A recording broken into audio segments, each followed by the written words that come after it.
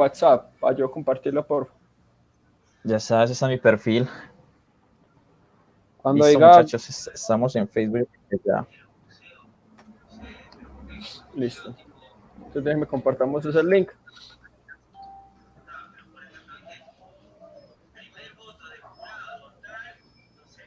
Ya lo voy a empezar a compartir yo también. ¿Pero cuál link? Es el del Facebook. Listo, ya empiezan a entrar las personas. Ay, qué pena con todo, la demora. Problemas técnicos.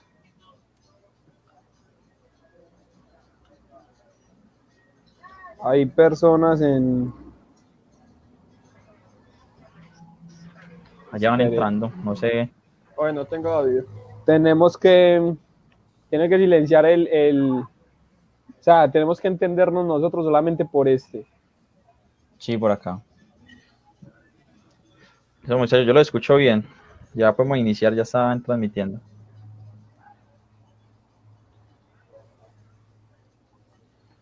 Espérate, yo...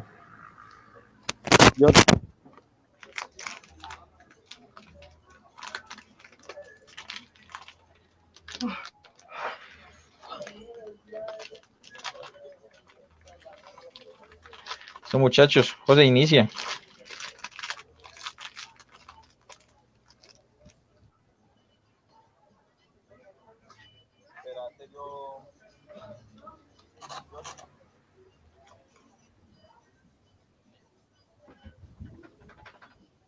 José, no sé, José escucha ahí. Ah, José, ¿qué pasó? Se salió.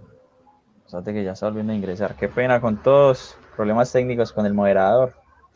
Ya llegó por acá otra vez. ¿Dos minuticos? ¿2 minuticos o qué? No, ya, inicia ya.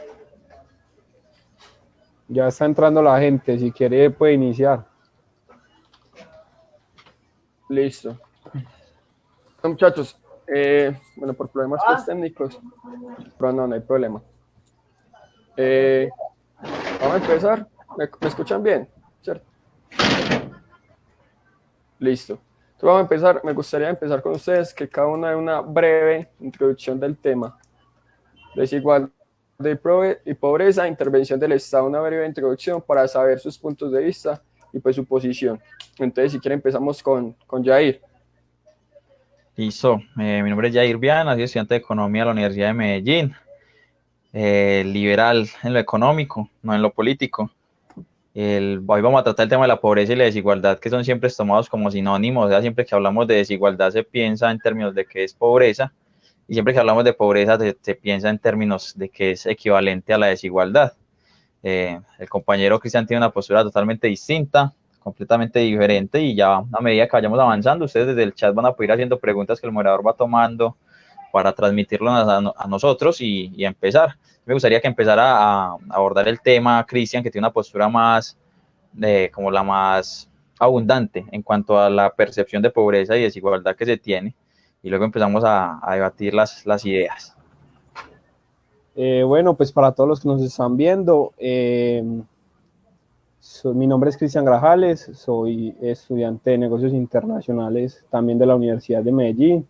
Comparto pues facultad con los compañeros y digamos que mi idea o mi punto de vista es más progresista, diferente al punto de vista de Jair, pero pienso que el Estado tiene que intervenir para solucionar los temas de pobreza y desigualdad. Entonces la tesis que quiero sostener, que quiero plantear, los argumentos que voy a tratar de sostener son argumentos de intervención del Estado en algunos temas y liberalización en otros. Y además voy a tratar de sostener una tesis de Amartya Sen, que es la de las capacidades como libertad. Eso es lo que voy a tratar de sostener y esperando pues a ver qué pregunta nos tiene preparada José, porque tratamos pues de que fuera algo imparcial, de que José no nos compartiera previamente las preguntas, sino llegar totalmente sin sesgos al conversatorio y nada, esperemos a ver qué nos tiene José y como dijo Jair, esperando sus preguntas ahí en los comentarios. Listo, muy bien. Entonces, como decía Jair, a veces se confunde la desigualdad con pobreza y que el problema o la causa de la pobreza puede ser la desigualdad. Eh, en países, digamos, donde el índice de desarrollo humano es estable y la calidad de vida es muy buena, la desigualdad llega a términos no tan altos como en países en vías de desarrollo o donde el crecimiento se ha estancado. ¿Qué tiene para decir de esto? Bueno, por empezar yo, Cristian, ¿o qué? Sí, sí, adelante. Dale, voy a ir. Bueno, entonces para que abordemos primeramente, pues, primero que todo vamos a definir qué es pobreza. La pobreza, como bien lo dice Huxley en su libro En la conquista de la pobreza, es la condición natural al hombre. El hombre es pobre por naturaleza. No sé si en algún momento han escuchado canciones de Facundo Cabral, hay una en la que él dice que la madre le dice, deja de renegar de la vida, que hasta donde yo sé, cuando naciste desnudo y hasta o sea, esa camisa ya es ganancia. El hombre desde la prehistoria, desde la época de las cavernas, la condición natural al hombre siempre ha sido la pobreza. La pobreza entendida como falta de bienes y servicios para satisfacer sus necesidades. Entonces, cuando hablamos de pobreza, no tenemos que decir que la pobreza es algo nuevo, porque en realidad la pobreza es algo natural, es condición humana y está per se en la existencia de cada ser. Cuando yo hablo de hombre, me refiero a hombre y mujer. No quiero hacer pues como la claridad, sino para que sea entendido. Ahora, ¿qué es lo nuevo? Lo nuevo no es la pobreza, lo nuevo es la riqueza. Y principalmente uno de los factores distintivos de la riqueza es que se genera desigualdad. En la medida en que el hombre de las cavernas forjó o le sacó filo a un palo para cazar un mamut o lo que sea, esa herramienta que lo favorecía a él no desfavorecía a los demás, porque los demás siguieron en las mismas condiciones. Él no le quitó el palo a nadie, solo hizo una herramienta para él, que le dio mayor ventaja frente a los otros, pero no empeoró su situación. La situación de él mejoró, pero la de los otros continuó igual. Entonces se generó una desigualdad. Esa desigualdad a causa de que hay una nueva herramienta, una herramienta que le va a permitir cazar mucho más fácil y rápido animales y conseguir su alimento o qué sé yo.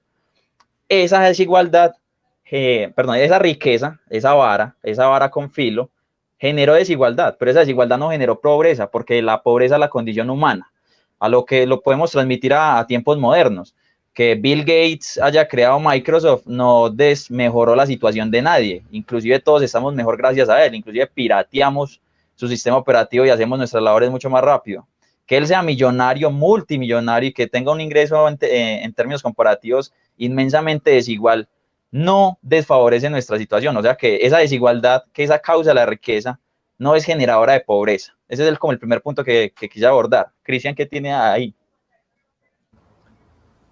Bueno, pues más allá de que yo no soy economista y de pronto no tengo las bases en términos de teoría económica como las tiene Jair, lo primero que nos enseñan a nosotros cuando vamos a una facultad de ciencias económicas y administrativas es que el principio de la economía es la escasez. Entonces, la escasez, como bien lo menciona Jair, es un principio de la economía y la pobreza es esa respuesta a la escasez. Yo creo que eso es así definiría yo la pobreza, la respuesta a la escasez en mayor medida de algunos factores o de pronto de algunos productos o servicios que las economías pueden ofrecer. Entonces, para mí la pobreza y la desigualdad son dos factores totalmente distintos. Digamos que no siempre se puede hablar de que un país es pobre y que un país es desigual. Por ejemplo, nosotros podemos mirar en el mundo actual, Estados Unidos es un país rico, pero es un país desigual. Es un país profundamente desigual, como lo comenta Joseph Stiglitz en su libro La Gran Brecha. Entonces, yo creo que esas dos cosas van por separado, pero en términos de política económica tienen que haber decisiones que se articulen para solucionar ambas cosas.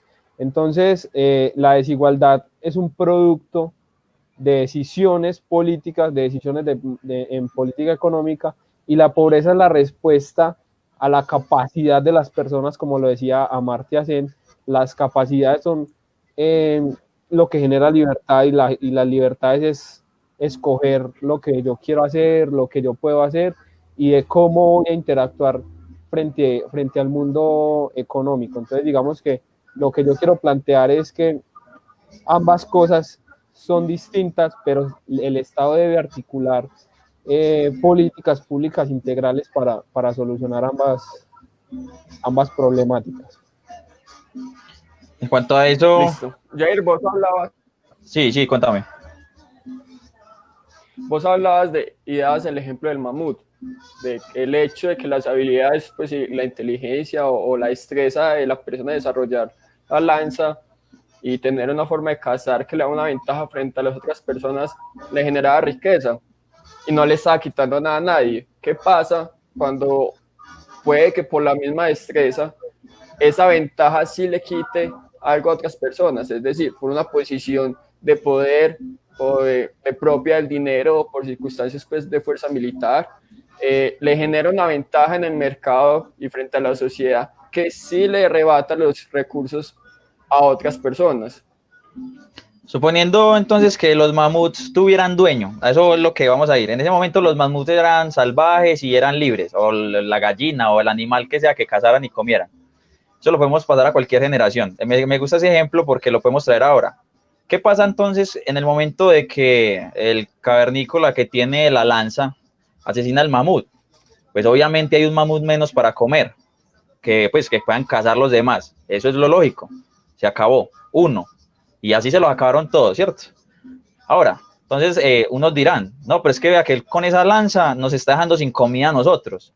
Un momento, él está cazando, está utilizando su propia creatividad, su propia imaginación, su propia inventiva y su propio esfuerzo, porque a eso voy después con la desigualdad, para cazar su alimento. Ahora, en el momento de que hablamos de que alguien, porque tiene más herramientas, más lanzas, más capital, más empeño, más imaginación, más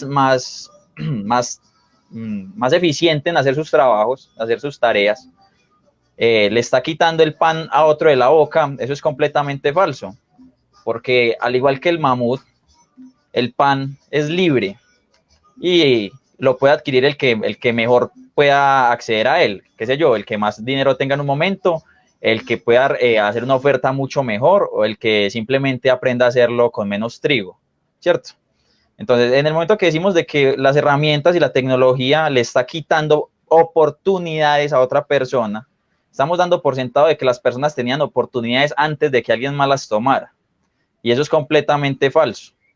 Las oportunidades están ahí, a la vista. El carro no existió hasta que Ford llegó y dijo, ya no andemos más en caballos, vamos a hacer un motor y pongámosle unas ruedas y andamos.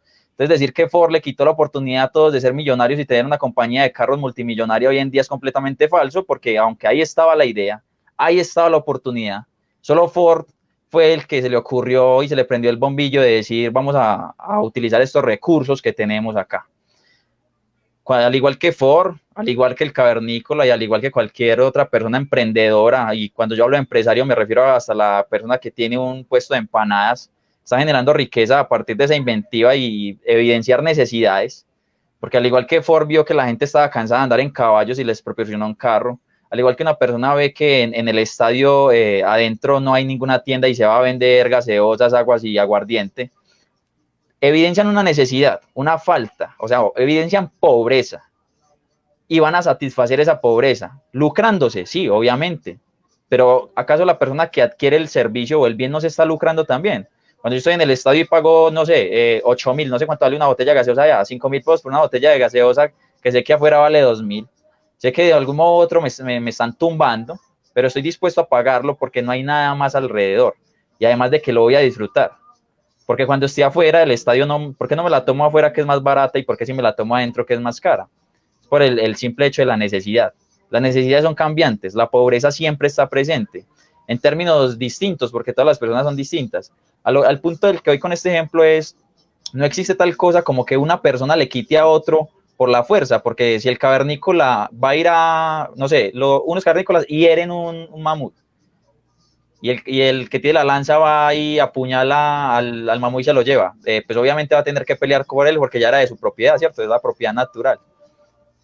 En el momento que decimos de que hay personas que se aprovechan de circunstancias o se adueñan de cosas, estamos hablando del Estado, porque el Estado es la única persona que tiene las armas, el poder y tiene la capacidad de decirle a cualquier persona qué hacer o no con su propiedad, a partir de los impuestos, a partir de decretos, como en ese momento la cuarentena, usted no puede salir de su casa, aunque está en su casa, usted no puede vender su producto, aunque sea su producto, y usted tiene que pagar impuestos, aunque no esté produciendo. Y esa intervención estatal siempre se hace vía fuerza o amenaza de fuerza. Paga impuestos o se va a la cárcel. Tengo la amenaza. Efectivamente, si no los pago, me voy a la cárcel. La diferencia entre el gobierno o el Estado y una mafia es que el Estado promete y no hace. La mafia promete y hace, en cuanto a que es privada, y se mueven a partir de incentivos. La mafia se lucra de sus negocios, el Estado no produce absolutamente nada, sino que todo lo roba, todo lo hurta, todo lo toma de nosotros. Aquí entrando al asunto de la intervención estatal en cuanto a desigualdad. Cuando las políticas públicas buscan disminuir la desigualdad, vámonos al origen de la desigualdad. El origen de la desigualdad se da cuando una persona es más hábil en hacer algo, genera algo nuevo, una nueva herramienta, un nuevo producto, un nuevo servicio, lo que sea. Decir entonces que voy a restringir, que voy a limitar la desigualdad, significa entonces que voy a determinar la pobreza. Interrumpirte. Es que tengo muchas personas que me están diciendo acá que no está público el link del Facebook tuyo o sea, solo está dejando prácticamente entrar a tus amigos. Espérate, voy a mi Facebook inmediatamente. José, anda diciéndonos algo mientras. Listo. No, entonces estamos hablando, por ejemplo, ayer decía de que la cuna de la desigualdad son las destrezas. Dime. No sé, pues me parece que Jair se está extendiendo mucho. Dale, tranquilo. Bueno, muchas gracias. De que la desigualdad son las habilidades y las destrezas.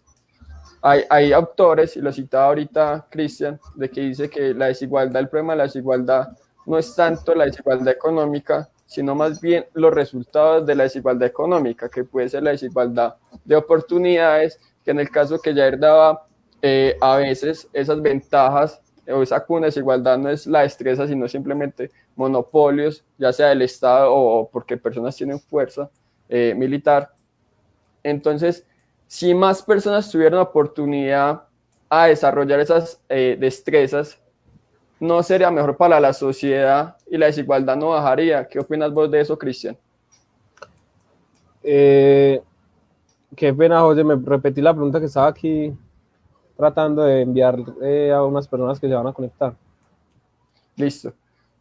Autores dicen que los errores o lo mal de la desigualdad económica no es en sí la desigualdad de ingresos, sino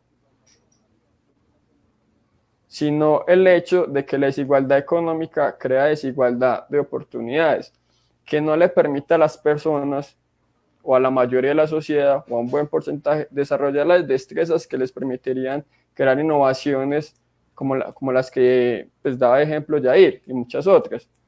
Entonces, porque muchas veces esa cuna de desigualdad se crea por monopolios y por nexos con el mismo Estado. Entonces, ¿vos qué opinas de la relación entre la desigualdad económica y la desigualdad de oportunidades que no permite que las personas desarrollen sus habilidades? José, mira, digamos que por ese lado va la tesis que plantea Amartya Sen, y esa tesis es la tesis de las capacidades. Es cómo se le brindan a las personas capacidades para que salgan de la pobreza, para que superemos o para reducir las brechas de la desigualdad, porque realmente es que, como lo menciona Jair, desigualdad siempre va a haber, porque es que yo no soy igual a Jair, no nos gustan las mismas cosas, no podemos ser iguales, realmente no podemos ser iguales por ideas, por capacidades, por muchas otras cosas, jamás vamos a ser iguales.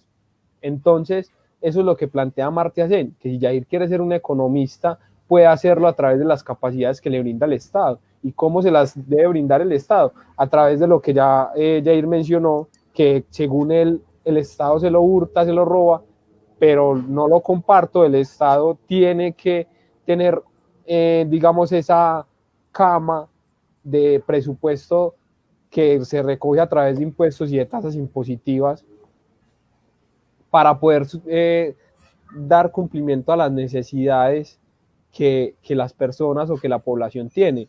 Yo creo que es importante recordar cuáles son los elementos constitutivos del Estado, y la población es un elemento constitutivo del Estado. Entonces, el Estado tiene que ir por su fin último. ¿Y cuál es su fin último? Uno de sus elementos constitutivos, que es la población. Entonces, el Estado tiene soberanía, tiene poder, tiene población, tiene territorio. Entonces, el Estado tiene que tener esos como sus fines últimos, dentro de ellos la población y sus necesidades. Si nosotros miramos, por ejemplo, la Constitución colombiana, yendo al tema de educación, la Constitución colombiana dice que la educación es un derecho universal y que es un derecho de debido cumplimiento por parte del Estado. Entonces, el Estado, a través del presupuesto, tiene que buscar brindar capacidades a las personas, como en este caso con la educación. Otra de las capacidades puede ser la tierra, y sabemos que Colombia ha estado sumergida en violencia por muchos años, buscando una reforma agraria, una reforma que le permita a las personas democratizar la tierra, y a través de la democratización de la tierra poder producir, como ya lo dijo Jair. Entonces, en el ejemplo del mamut, ya no vamos a cazar un mamut, sino que vamos a sembrar cacao, por decir algo, y dentro de la capacidad de producir cacao necesitamos la tierra para sembrarlo. Es un ejemplo solamente en términos agrícolas, pero el Estado tiene que brindar las capacidades a través de la educación, a través de infraestructura, tiene que brindar capacidades a través de subsidios. Algunas cosas tienen que ser subsidiadas. Por ejemplo, la ley 100 es una ley que permite en el sistema de salud que unas personas subsidien a las otras. Por eso hay dos regímenes, el régimen contributivo y el subsidiado. Entonces, ¿cómo el Estado es capaz de obtener recursos de un lado para destinarlos a otro? Ahí es donde tiene que intervenir el Estado, para evitar los monopolios, los oligopolios, para evitar que las personas o que los privados realmente pues se apropien de las capacidades y de lo que los otros pueden hacer. Bueno, listo. Jair, ¿vos qué opinas de eso entonces? Sí, ahí vamos a hablar de la oportunidad. Yo creo que es algo en lo que todos estamos de acuerdo. Sí es necesario más oportunidades. ¿Qué tantas? No sabemos. ¿Qué tan pocas? Tampoco. No hay un número determinado. Cada persona decidirá, ¿cierto? Ahora lo otro. Desigualdad. Cuando hablamos de desigualdad siempre lo pensamos en términos monetarios, en términos de ingreso, que una persona gana más frente a otra, ¿cierto? Pero en realidad existen tres tipos de desigualdad. La primera sería la desigualdad en términos de ingreso, efectivamente, cuando una persona gana en términos monetarios más que otra, supongámonos la renta de Maluma versus a mi salario, es inmensamente desigual. A la final, que Maluma tenga más plata me hace a mí más pobre. Yo creo que la respuesta es no. La respuesta es un explícito y concreto no. El que él tenga más dinero no me hace a mí más pobre. Nos hace más desiguales, sí, pero no afecta para nada mi condición. En cambio, cuando yo quiero redistribuir lo que tiene Maluma para dármelo a mí, para dárselo a otra persona, ¿estoy afectando la condición de alguno? Efectivamente, sí, la de Maluma, porque le estoy quitando fruto de su trabajo. Otra cosa, que el fruto del trabajo sea por medios justos. Hablo de justicia en términos legales, de que esté ceñido a la normativa nacional. Aquí en nuestra Constitución todos somos iguales ante la ley, al menos en el papel. Y así es lo que tenemos que hacer, una igualdad posible es la igualdad de la ley. Ese sería el primer tipo de desigualdad. El segundo sería la desigualdad en términos de riqueza. El tener previo, piénsalo como una herencia o un carro, lo que sea. Supongámonos de que, por ejemplo, yo tengo, no sé, una moto, pero José tiene un BMW de ese último modelo de 300 millones de pesos. En términos de riqueza, somos inmensamente desiguales. Pues yo solamente tengo una moto y él tiene un super vehículo. Más allá de eso, ¿cuál es el único fruto que él le puede obtener a ese carro? Transportarse, lo mismo que puedo hacer yo con mi motocicleta o inclusive a pie. Más allá de eso, el carro no se lo puede consumir. Lo único que podría hacer es disfrutar el fruto del carro. supongamos que empieza a hacer Uber en el BMW, pues podría disfrutar de eso, pero en sí el carro, que es la desigualdad, él tiene un carro y una moto, no genera una desigualdad, no genera pobreza, perdón, genera desigualdad, pero no hay pobreza, pues él tiene un vehículo y él no se puede consumir ese vehículo, no va a poder comprar más carne porque tenga ese carro, no va a poder comer en mejores lugares porque tenga el carro o no. Ahora, la tercera desigualdad, que para mí es la más importante de todas y creo que es a la que uno debería mirar, es la desigualdad en términos de consumo, porque a la final nosotros hacíamos nuestras necesidades es mediante el consumo de bienes y servicios, ya sea, no sé, yendo a un culto porque son personas de fe y quieren hacer la necesidad espiritual, o porque quiere tomarse, qué sé yo, una botella de Dumont un fin de semana. Esa desigualdad, cuando la comparamos a nivel país, inclusive a nivel región, tiende a ser cero, porque Bill Gates puede tener mucho dinero, pero en términos de saciar necesidades, en términos de compra, casi siempre tenemos lo mismo, todos tenemos un teléfono celular, todos tenemos medianamente el mismo número de escenas al día, y esa desigualdad es casi nula. Entonces, por eso es lo que voy, la desigualdad la desigualdad que debería importar es la que casi ya no existe, que es en términos de consumo. Si miramos un país tan rico como Estados Unidos y un país tan pobre como Colombia, la desigualdad en cuanto a riqueza e ingresos es inmensa, pero en cuanto a términos de consumo es muy, muy similar. Se consumen los mismos bienes, celulares y demás. Ahora lo otro, los derechos. Cuando vos decís que el Estado debe garantizar unos derechos mínimos como el derecho a la salud, derecho a la educación, derecho al trabajo y derecho además, estamos hablando de que alguien más lo debe pagar. Un derecho es algo que tenemos nosotros per se y que no implica la pérdida de alguien más, o al menos que no vaya en contra de su voluntad. Cuando hablamos, a mí me gusta mucho el ejemplo de la novia. ¿Tengo yo derecho a tener una novia? Pues muchos dirían, pues sí, usted tiene derecho a tener una novia. No, la respuesta es no, yo tengo la oportunidad y tengo de pronto la capacidad de tratar de conseguir una novia, porque si no le gusto a las chicas, pues si ellas me rechazan, decir que yo tengo un derecho a una novia significa que alguien va a obligar a una de las chicas que no quiso salir conmigo a tener una cita, porque es mi derecho. Lo mismo ocurre con la educación. ¿Usted tiene derecho a la educación? Hombre, usted tiene derecho a que nadie le prohíba estudiar. Ahora, ¿dónde quiere estudiar? Pues allá verás vos donde quieras que te puedas conseguir mediante tus propias funciones el estudiar, porque si no estaríamos haciendo lo mismo que el derecho a la novia. Porque cuando decimos que debe haber educación 100% gratuita, no estoy hablando de los servicios sociales, un momento que yo comparto la idea de que el Estado de encargarse de unos mínimos muy estrictos en cuanto a seguridad y justicia. Cuando decimos que el derecho a la educación implica que si una persona no pudo ser admitida a otra universidad, que no se pudo ganar una beca, que no pudo conseguir un trabajo para pagar su universidad, o qué sé yo, los múltiples factores que hayan, implica que alguien más tiene que pagar eso, inclusive si él no fue capaz de conseguírselo por sus propios medios. Y es un caso común. No sé qué pensás vos, Cristian, de eso. Bueno, lo que pasa, Jair, es que estás poniendo, digamos, los ejemplos en una economía muy cerrada, estás poniendo de pronto los ejemplos en una economía solamente de dos agentes, de una persona que va a comprar y otra que va a vender, o de pronto en una economía en la cual solamente hay vendedor, comprador y otra persona, un intermediario ya sea, o un factor de producción. Entonces, yo creo que lo que hay que decir es que esto ya se elevó a un nivel en el que la pobreza se convirtió en una pobreza multidimensional. ¿Qué quiere decir pobreza multidimensional? Hay pobreza en salud, hay pobreza en educación, hay pobreza en la vida, en la calidad de vida, en la esperanza de vida. Entonces hay pobreza en muchos otros campos que no solamente son la producción, sino cómo llevamos esa pobreza ante la desigualdad. Y precisamente es eso, la desigualdad puede generar pobreza o la pobreza genera desigualdad.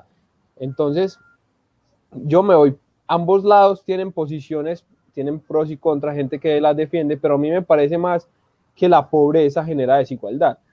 ¿Por qué?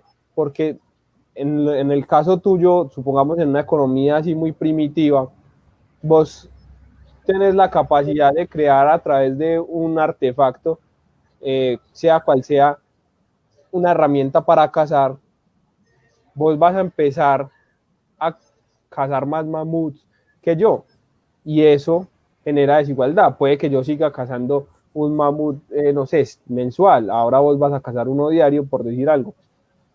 Cuando ese recurso escaso, que son los mamuts, se acabe, ¿qué va a pasar?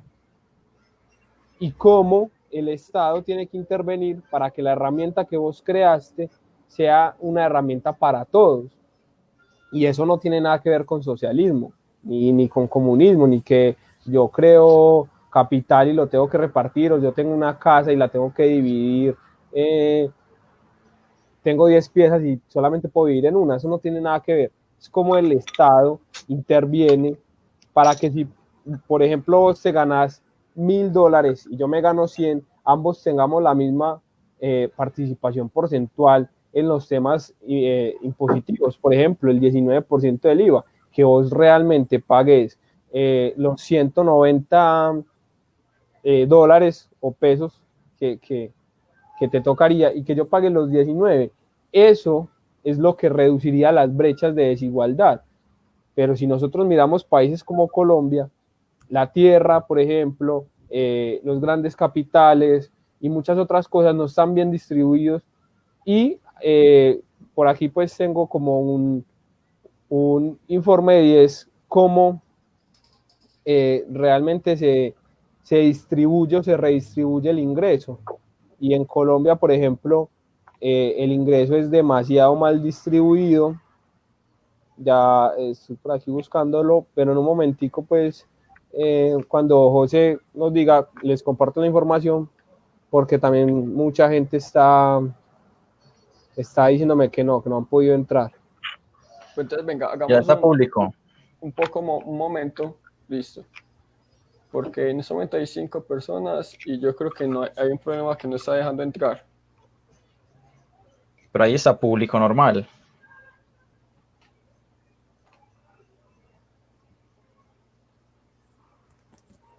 Yo lo veo normal. Muchachos.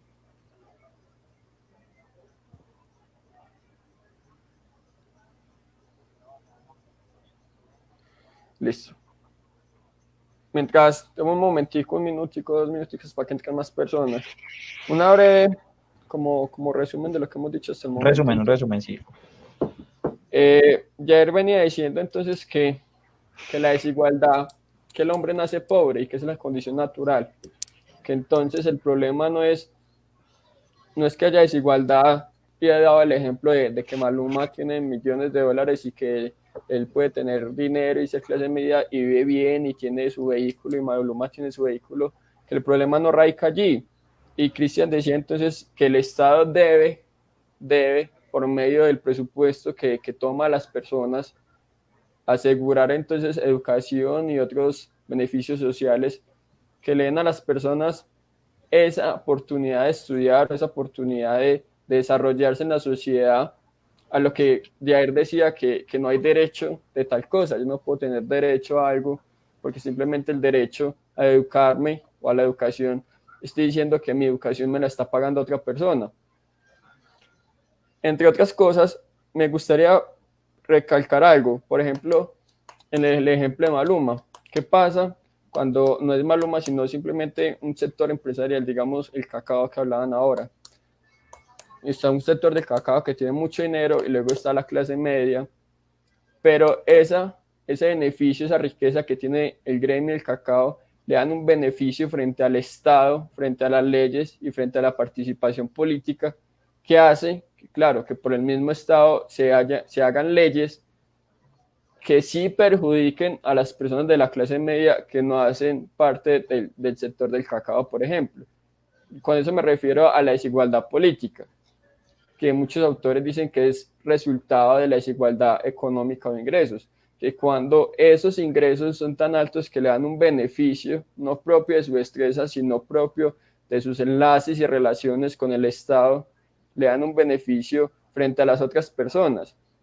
Entonces ahí la desigualdad entre Maluma y la clase media, que puede ser vasta y que consume en igual proporción, no en igual proporción, en igual medida, sí es algo malo, porque entonces ahí se está amañando, gracias al Estado, a que esa clase media esté más perjudicada.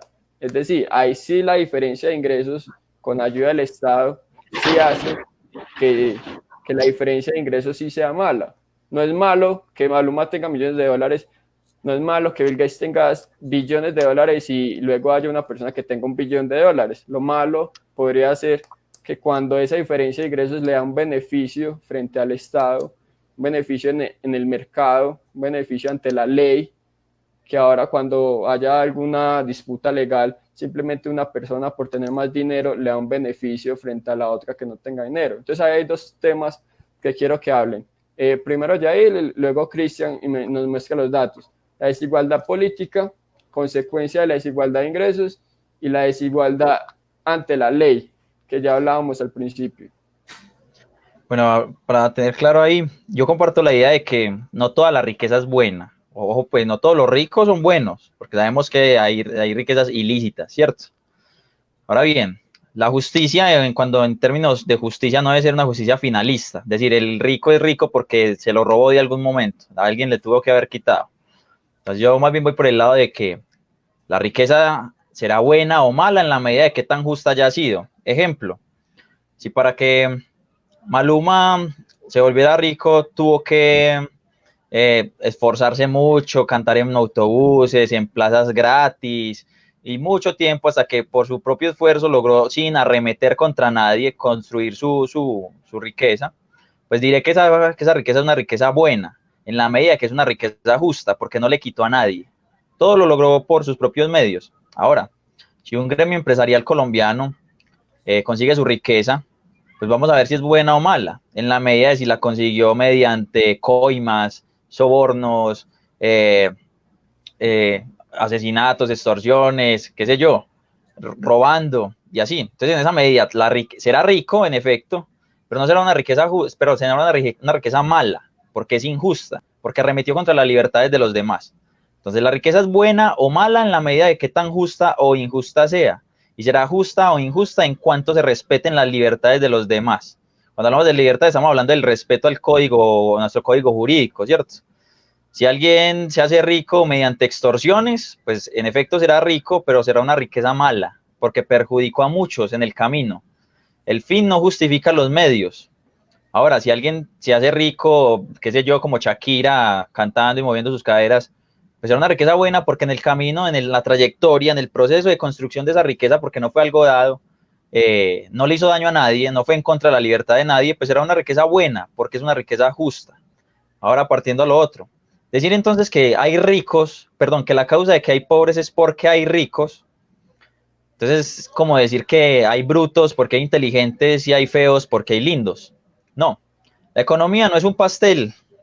La economía es vista en Marx y estos teóricos del igualitarismo como algo dado. La riqueza es un pastel. Si la riqueza en efecto fuera un pastel, que yo tome la mitad del pastel, en efecto les deja menos a ustedes, o sea, ustedes sí son pobres por mi causa, ¿cierto? Porque el pastel es algo que está dado, pero la riqueza no está dado, lo único que está dado es la pobreza. Entonces, Yair, pero entonces, poniendo ese ejemplo del pastel que estás poniendo realmente, miremoslo con territorio, con tierra, con la tierra. La tierra es un factor de producción en economía. Entonces, si vos decís que si vos tomas la mitad del pastel, me empobreces a mí o nos empobreces a los demás.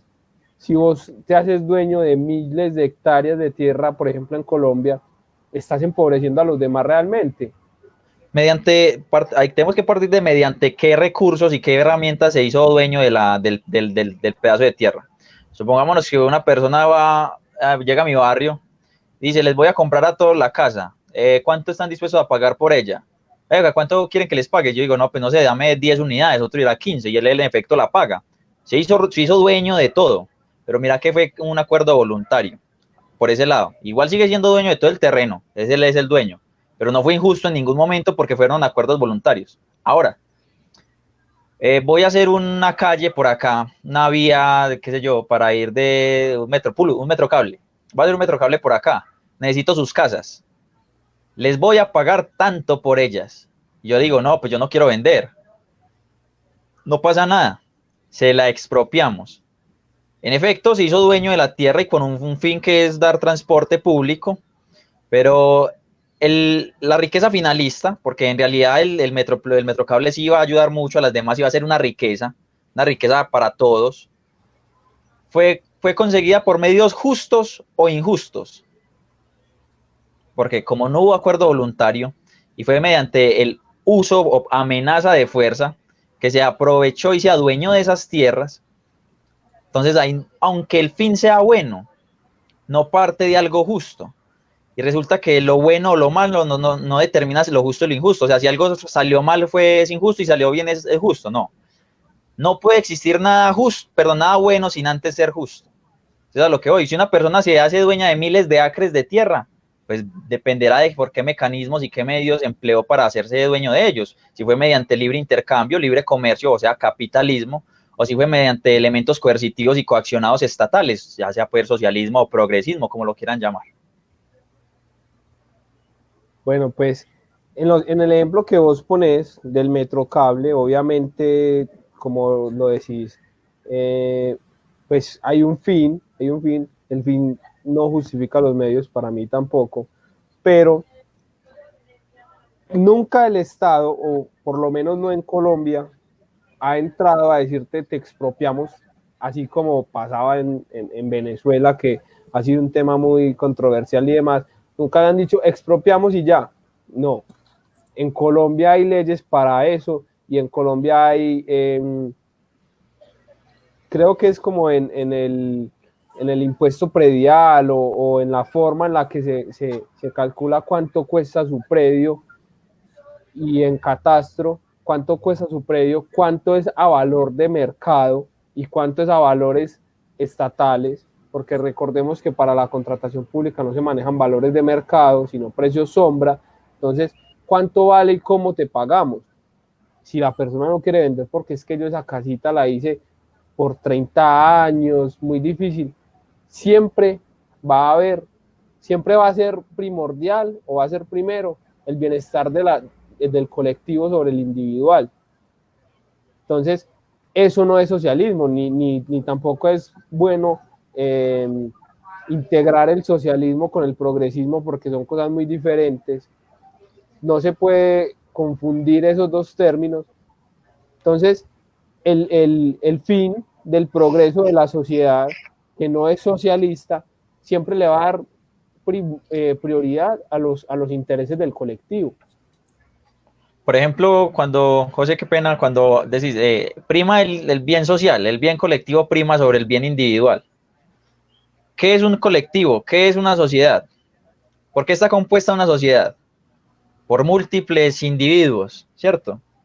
Entonces, cuando decimos que prima el bien de la sociedad por sobre el bien de un individuo, estamos diciendo que prima el interés de un grupo de individuos sobre el de otro individuo. No existe tal cosa como sociedad, como una cosa, la sociedad es una cosa etérea. En realidad son individuos que componen, que están unidos por ciertos criterios que les conviene a cada uno de ellos. Cuando decimos, no, es que prima el bien colectivo, prima el bien social, prima el bien de la mayoría, estamos diciendo que valen más las ideas de uno que de otro. Estamos diciendo que si un grupo de 5 personas toma la peor decisión de la historia, como lo hizo Hitler, que fue a empezar el holocausto por el bien social, que esa idea era más importante que la de los individuos judíos de decir preserven mi vida. Cuando decimos que ponemos por encima las ideas colectivas, por encima de las ideas del individuo, estamos diciendo que es más importante un grupo de individuos que otro. El individuo más importante, la sociedad más importante es el individuo, porque todos formamos la sociedad. Cuando pasamos por encima de un solo individuo, podemos pasar por encima de 100, de 1000 y de 10 millones. Entonces, por eso es que cuando vamos a hablar de intereses es individuales, porque todos nos movemos a través de incentivos individuales, que podemos tener algunos en común y hacer una sociedad y un partido político y iniciar una guerra, es otra cosa, ¿cierto? Pero todos partimos de intereses individuales, así que decir que no, necesitamos esta casa porque es para el bien común, pues entonces ya la sacaron a ellas de ese común, porque eso no le va a beneficiar para nada a ella, a esa persona, que se va a quedar sin casa y con 4 pesos. Cosa distinta pasa en el libre mercado, donde usted es dueño de la tierra y el subsuelo. Aquí en Colombia la propiedad privada está mal definida y mal defendida porque somos dueños de la mejora y el Estado es dueño de todo el subsuelo nacional. Entonces, cuando hablo de que prima el interés colectivo, estamos diciendo de que prima el interés de unos individuos por sobre los de otros. A eso es lo que me refiero, siempre en términos individuales, porque no existe tal cosa como el Estado. El Estado es un grupo de individuos que en cierto momento tienen la potestad del régimen violento de las fuerzas militares y demás, pero siguen siendo individuos que se mueven también por sus propios incentivos.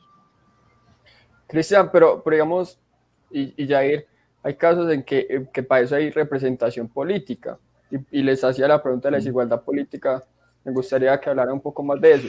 Para eso está la representación política, para que, digamos, en el caso de las personas que les expropian las casas para el bien común, como dices vos, no tan común puede ser para construir un metro cable, esas personas tengan también un representante político que diga, no, venga, o un representante con fuerza o con voz que diga, no, venga, acá hay personas que para ellos no es bien común pasar el metro cable por ahí, ellos viven ahí, llevan 20 años, el metro cable no puede pasar por ahí, y por eso es la utilidad de que haya un Estado de Derecho fuerte y justo, hemos hablado mucho de justicia, que tenga en cuenta todas las variables de la sociedad o este grupo de individuos, que para no repetirlo a llamar sociedad. Entonces, me gustaría que hablaran de la desigualdad política, que la representación política es la que en este Estado de Derecho asegura que los intereses de muchas personas y en su idealismo de todas las personas esté representado, para que así estas personas que vayan a perder la casa porque son 10 personas, pero en el Metrocable utilizan 2.000 personas cada día, digan, bueno, yo quiero ir ahí, pero propóngame algo, de pronto otra casa, de pronto un valor justo, un valor del mercado que me compense mi arraigo hacia esa casa, para que así esas 2.000 personas sí puedan transportarse, que esa medida se dio por representación política o representación en una junta empresarial o ante una comunidad. ¿Qué opinas vos, Cris? Para eso es lo que yo estaba diciendo hace un momento, el Estado tiene que intervenir en unos casos y no en otros. Lo que Jair dice es que el Estado prácticamente nunca tiene que intervenir, el Estado tiene que intervenir porque si el Estado no interviene, pasan cosas como la crisis del 29, la crisis del 29 es el nacimiento de la macroeconomía, del keynesianismo, y el keynesianismo es precisamente eso, dejemos que el libre mercado haga lo que tiene que hacer, pero intervengámoslo, regulémoslo para que sea ese libre mercado que lleve realmente prosperidad, abundancia, sea productivo, sea competitivo. Eso es lo que se plantea en el keynesianismo. Entonces, lo que vos decís, José, me parece que el Estado tiene que ser un Estado fuerte, tiene que ser un Estado robusto política y legalmente, no estamos hablando de económicamente, el Estado no debe tener una empresa de metalurgias o el Estado no tiene que ser el dueño de la fábrica de habanos, sino que el Estado tiene que tener la capacidad, ya todo el rato yo he hablado de capacidades, el Estado tiene que brindar la capacidad y tener la capacidad de decirle a la persona, bueno, estamos necesitando su terreno, su territorio del que usted es dueño, del que usted consiguió por formas lícitas, porque pues en Colombia es innegable que se han conseguido mucho territorio, mucha tierra, mucha propiedad de forma ilícita, entonces usted consiguió su tierra, su territorio, su propiedad de forma lícita, nosotros como Estado le vamos a brindar a usted una reacomodación, le vamos a brindar legalmente lo que usted merece por ser el propietario o propietaria de ese terreno, de ese espacio. Entonces, eso es lo que yo planteo. El Estado tiene que ser un Estado robusto, tiene que ser un Estado que sea justo. Realmente el Estado tiene que buscar justicia a través del derecho y de sus constituciones y de su pirámide de poder y de la ley en sentido amplio.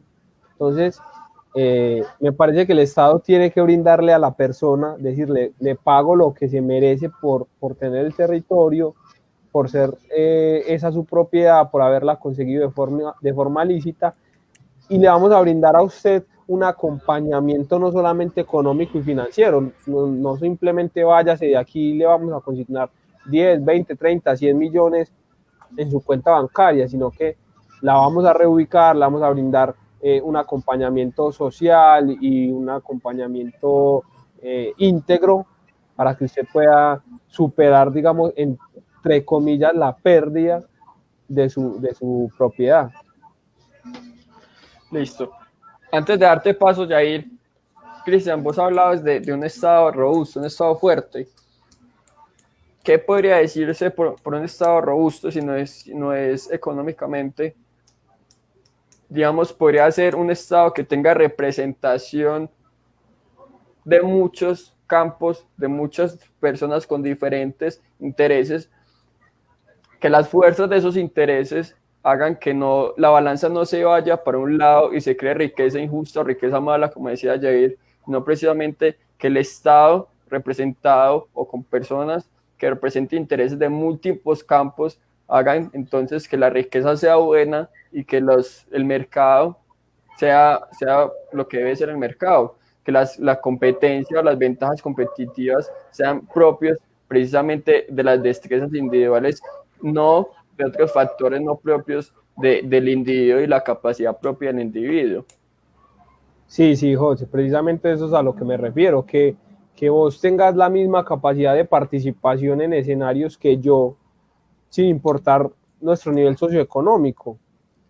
Un Estado robusto en términos legales, me refiero en términos jurídicos, tiene que ser ese Estado que permita la participación de las personas en todos los escenarios, sin importar de dónde provenga, sin importar su ideología, sus idealismos, sin importar estos temas que a la hora de la verdad son muy superficiales, pero cuando nosotros vamos o cuando el Estado va a intervenir, son temas que realmente tienen que ser escuchados. Entonces, eso es precisamente la democracia. Una democracia tiene que escuchar todas las voces, tiene que escuchar a todo el mundo y tiene que velar porque la participación política, no económica, sea de todos los actores y que todos los actores tengan la misma voz y el mismo voto.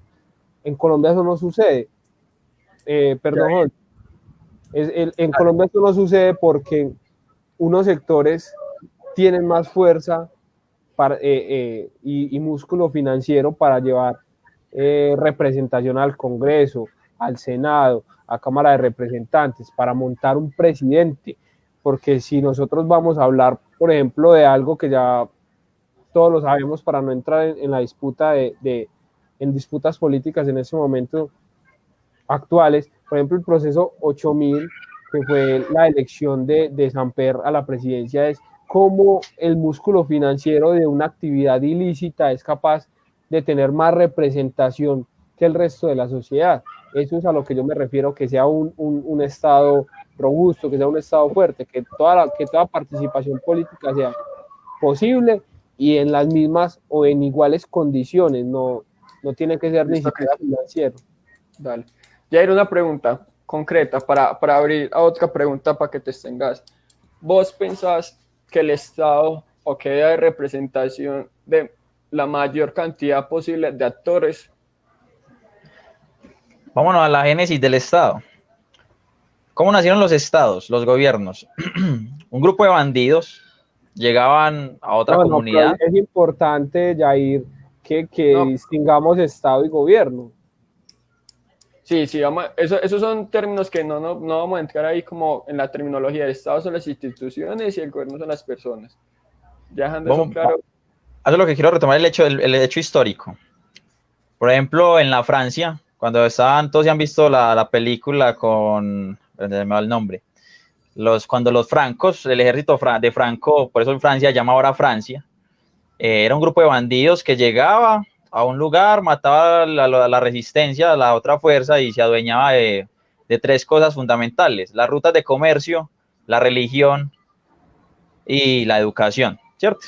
Y salvaban su lengua, Cuando llegó Colón a Colombia, bueno, a América Latina, vino con un grupo de bandidos, porque no era más Colón, era Colón y sus bandidos, literal, unos sicarios, venían y mataron a la resistencia, se adueñaron de lo mismo: educación, rutas de comercio y religión. Así como fue necesario separar a la corona, o sea, al Estado, de la religión, de la iglesia, porque presentaba múltiples problemas, todos sabemos los problemas que hubo cuando la política era religiosa. eso le tocó a todos nuestros antepasados. Hoy es necesario separar el Estado de la economía. O sea, ya le quitaron la educación religiosa y ahora tenemos que quitarle la intervención económica, porque presentan múltiples problemas. El problema mayor, la corrupción. Si el Estado no tuviera por qué meter las narices en la economía, créame que no existiría corrupción, porque la corrupción en el privado es un desincentivo, porque cuesta, es un costo adicional. En el público es un incentivo porque genera mayores recursos, porque no asumen costos. Ahora, ¿qué tanta representación tiene que haber? Con este chiste que ves a la pregunta, ¿qué tanta representación debe haber?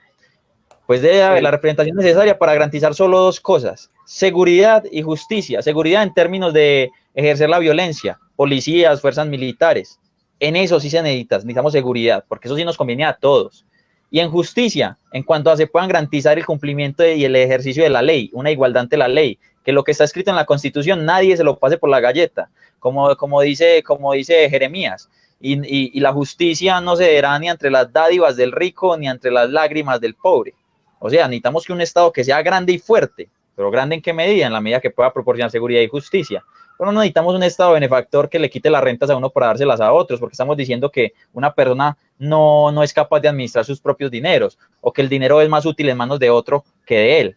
No, necesitamos separar al Estado de la economía, así como fue necesario separar a la Iglesia del Estado. Listo, entonces, vos dabas el ejemplo de cuando llegó acá, llegó con sus amigos, con las personas que lo apoyaban a él, y llegó a imponer junto a los demás españoles sus medidas, lo que él quería, coger las rutas de comercio, a esclavizar, a importar esclavos y a hacer un montón de políticas que lo beneficiaban a él.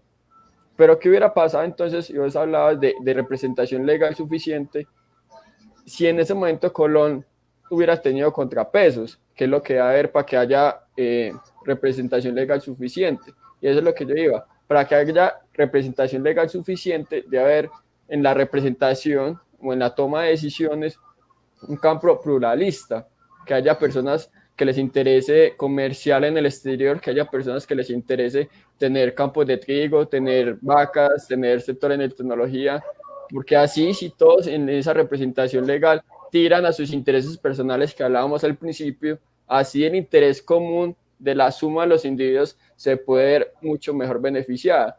Entonces, con eso quiero hablar que si estamos de acuerdo en que mientras más representación haya, ya sea en personas, yo diría más bien intereses, ante el Estado, se garantiza entonces una sociedad mucho más próspera, porque así no va a haber esos desbalances de que un grupo pequeño va a imponer su voluntad sobre los otros. ¿Cómo es más fácil pedir una pizza cuando se está con los amigos? Supongamos que salimos de la universidad y nos vamos a ir a comer una pizza a la casa de alguien. Si yo voy con un amigo y ya nos vamos a reunir todos y entre él y yo tomamos la decisión, o si llegamos allá todos a debatir, no, yo quiero pepperoni, yo quiero piña, yo quiero esto. ¿Cómo es más fácil en términos de facilidad? ¿Cómo es más fácil? Entre menos personas es mucho más fácil tomar una decisión. Y entre más crucial sea la decisión, menos personas la tomarán más rápido y más eficientemente que muchos. Entonces yo defiendo un Estado mínimo, un Estado pequeño, un Estado, aquí usted quiere representar, no sé, a una comunidad en particular, sí, mande solo a una persona, no tiene por qué mandar 80. Listo, Cristian, y ya no piensa entonces que en ese punto en el que se deja la toma de decisiones a pocas personas para reducir el Estado, digamos el ejemplo de la pizza, son buenos esos ejemplos de la vida diaria. Digamos que vos vas con tu pareja y tu pareja le gusta la pizza vegetariana y a tu amigo también, entonces ya serían 3 personas, pero son un grupo de 15, entonces los otros 2 se deciden por vos. ¿Es justo eso? Es decir, sí, se está reduciendo el Estado, se está reduciendo el costo del Estado en personas y en burocracia, pero no están tomando tus intereses y pueden que tus intereses también son importantes. ¿Por qué las de esas 12 personas son mejor o más importantes que las tuyas? Es un nivel de confianza. Al igual que cuando se va a comprar una pizza para todos, solo hay una persona que recoge la pizza y otro que llama. Así hacemos nosotros, le damos del dinero de la pizza, o sea, le damos nuestro voto a la persona que pensemos que es más responsable, que es más capaz y que puede guiar mejor las cosas, ¿cierto? Que puede maniobrar de una manera mejor. Y le damos el teléfono a la otra persona que es capaz de objetar y encontrar una oferta buena. Lo mismo pasa con el Estado. para eso tenemos el voto, votamos por aquella persona que consideramos nos conviene más a nosotros. Lo mismo ocurre, si nosotros vamos a una fiesta, nosotros tres y hay 52 chicas, podrán pasar 4 o 5 horas hasta el momento en que decidamos salir a bailar y quedarnos toda la noche con una, ¿cierto? Pero cosa distinta es si vamos nosotros tres y hay solo 3 chicas, pues la decisión será mucho más rápido, porque no tenemos tanto problema de elección. Entre el Estado sea más grande, más difícil se hace la toma de decisiones. Entre el Estado sea más, contenga más personas, más costoso se hace sostenerlo. Y entre más costoso se hace sostenerlo, más pobre vamos a ser. Pues entonces es importante, ya te doy paso, Cristian, que en el Estado haya representación de los intereses, pues no que no en igual número de personas. Pero no por cuotas mínimas. O no por cuotas mínimas, no es como decir, no, es que necesitamos una representación LGTBI y vamos a poner un senador que sea LGTBI. No, pues que llegue vía voto, que sea algo merecido, no algo como impuesto. No, pues que necesitamos representación de los vendedores de chicles en los buses, entonces vamos a poner a alguien allá. No, vía Listo. voto. Es la siguiente, dado que me dijiste esto, la siguiente pregunta para Cristian. Después de la guerra civil en Estados Unidos, o incluso después de la independencia, en muchos países la representación negra era muy poca, porque claro, eran una minoría, entonces los intereses, aunque eran miles o incluso millones de personas negras, no había representación de ellos directa en el Congreso, en el Capitolio. Entonces, ahí es decir, si bien son una minoría, porque eran minoría, pero sus intereses no están representados para nada, es decir, en este momento se les garantiza curules, por ejemplo, al partido de la FARC, a las personas del extranjero se les garantiza una curul en el Congreso, a los indígenas, para así por lo menos, aunque es una minoría, es importante para la sociedad tener en cuenta esa minoría. ¿Qué opinas vos, Cristian, a lo que acaba de decir Yair? Que bueno, hay que tener en cuenta los intereses de todos, pero usted es una minoría y no puedo, porque es una minoría, entonces van a tener más minorías y empezar a... que puedan yo creo que en términos de competencia, que puedan competir con los demás. Hombre, si yo qué sé, los de ultraderecha y ultraizquierda quieren competir, hombre, que lo hagan por los medios justos, contra la igualdad ante la ley, pero no como que vamos a garantizarle algo a alguien. El ejemplo de los negros y los blancos eran mayoría, y los blancos muy posiblemente no iban a votar por un negro o por alguien que defendiera los intereses de los negros porque era políticamente impopular, ¿cierto? Entonces ahí la competencia no era competencia en iguales condiciones o en unas condiciones justas, porque claro, los blancos tenían una supremacía en votos gigante y nadie iba a votar por alguien que no representara a los blancos. En los negros, gracias al Estado, no podían votar, entonces ahí no se les garantizaba entonces esa representación. ¿Qué opinas vos? Siempre van a haber grupos de representación que tengan más poder sobre los otros. En el caso de las votaciones, si vos sos LGTBI, vas a tener minoría frente a las personas heterosexuales en la mayoría de los casos en Colombia. Entonces, no solamente tomemos ese punto de cuánta representación o de cuánta participación tengo, sino de otros tipos de aspectos que influyen. Por ejemplo, el músculo financiero. En el escenario de libre competencia y en el escenario hermoso que nos pinta Yair, cualquier persona podría lanzarse, pero entonces ¿cuánto cuesta una campaña política?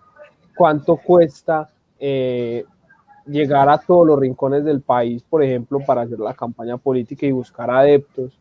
¿Cuánto esfuerzo significa para una persona montar un partido político? ¿Cuánto significa movilizarse y demás? Entonces, no siempre, o ese escenario hermoso de igualdad de condiciones de participación no se da en el Estado, no se da prácticamente en ningún Estado, porque el músculo financiero siempre va a estar. Entonces, yo estoy de acuerdo, obviamente, porque pues, yo no soy un totalitarista, ni fascista, ni nada de esas cosas. Yo me considero una persona demócrata. Entonces, obviamente tiene que haber la participación en democracia. Vos querés estar allá, llegue vía voto. Para eso no hay discusión. Pero entonces, ¿cómo se le garantizan a esas minorías de que su voz va a ser escuchada, de que su opinión o de que sus intereses van a estar sobre la mesa y no van a reinar los intereses del más rico, del que más renta tiene. O por ejemplo, yo abro un estudio de música y al lado está el de Maluma, entonces se está yendo más gente para donde mí. Entonces Maluma llega y me dice, no, te compro el estudio. ¿Cómo yo entonces puedo participar en ese mercado, en todo ese embalaje, sin que me pasen por encima por factores como el músculo financiero, como capacidad de representación? Entonces, lo que plantea Yair, por ejemplo, de que manden una sola persona, es muy fácil llegar a monopolizar esas representaciones. Entonces, se eligen, por decir algo, 10 parlamentarios, o bueno, pongámoslo en el ejemplo de Colombia mejor, son 32 departamentos, entonces vamos a elegir un parlamentario por departamento. Entonces, ¿cómo aseguramos que en cada departamento va a haber una representación de todos los intereses de la población de ese departamento? Eso es imposible en términos de que la democracia es de mayorías y las minorías se van a ver siempre excluidas. Y además, como un gobernante o un candidato, en este caso para ser parlamentario en esas 32 curules, cómo esos parlamentarios no se van a unir para aplastar al otro, para pasar por encima, y realmente se monopolizaría esa participación. Llega solamente un sector y ese sector tomaría las decisiones por todos.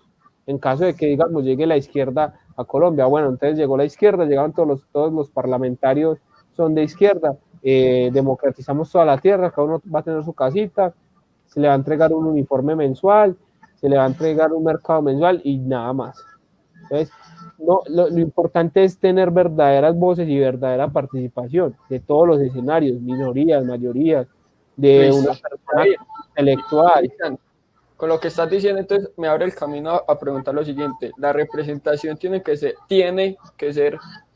en el Estado, ante las instituciones, o las personas individuales sin necesidad del intermediario. El Estado puede simplemente pelear o hacerse notar por sus intereses. Es decir, digamos que haya 32 parlamentarios, pero le resulta que una persona que quiere hacer sentir sus intereses en su sector, digamos que sea la ganadería, y no necesita tener una persona en el Estado, ante las instituciones, sino que él simplemente con su voluntad y con su voz propia y con sus esfuerzos se hace sentir y hace valer sus derechos, no sus derechos, sino sus intereses frente a la sociedad, para que no se vean atropellados. ¿Qué opinas de eso, Yair? Que la representación no tiene que ser formalmente en el Estado, sino que se puede dar mediante la individualidad. En el caso de la representación estatal, el mayor incentivo para ser político es ser rico. Aquí en Colombia y en general en América Latina los políticos son ricos, porque ejercen un cierto poder, ejercen literalmente poder económico. Si usted separa la economía, los negocios, la fijación de aranceles, de tasas bancarias y demás del Estado, quitó el mayor incentivo para volverse político. Y por ese modo también se asegura de que la persona que vaya a hacer política, que quiera dedicarse a eso, lo va a hacer por vocación, por virtud, porque quiere ayudar en realidad y no porque quiere volverse millonario. ¿Cuál es el principal motivo por el cual las minorías buscan representación? Porque se ven oprimidas en temas económicos, porque no pueden haber cierto tipo de bares en un lugar, porque a los indígenas no se les garantiza su propiedad, el derecho de propiedad sobre la tierra, porque las minorías étnicas en su mayoría no les garantizan algunos trabajos. Entonces quieren llegar allá para garantizarse cosas a ellos. Entonces mira que el mayor incentivo siempre es económico. Para la política el mayor incentivo es económico.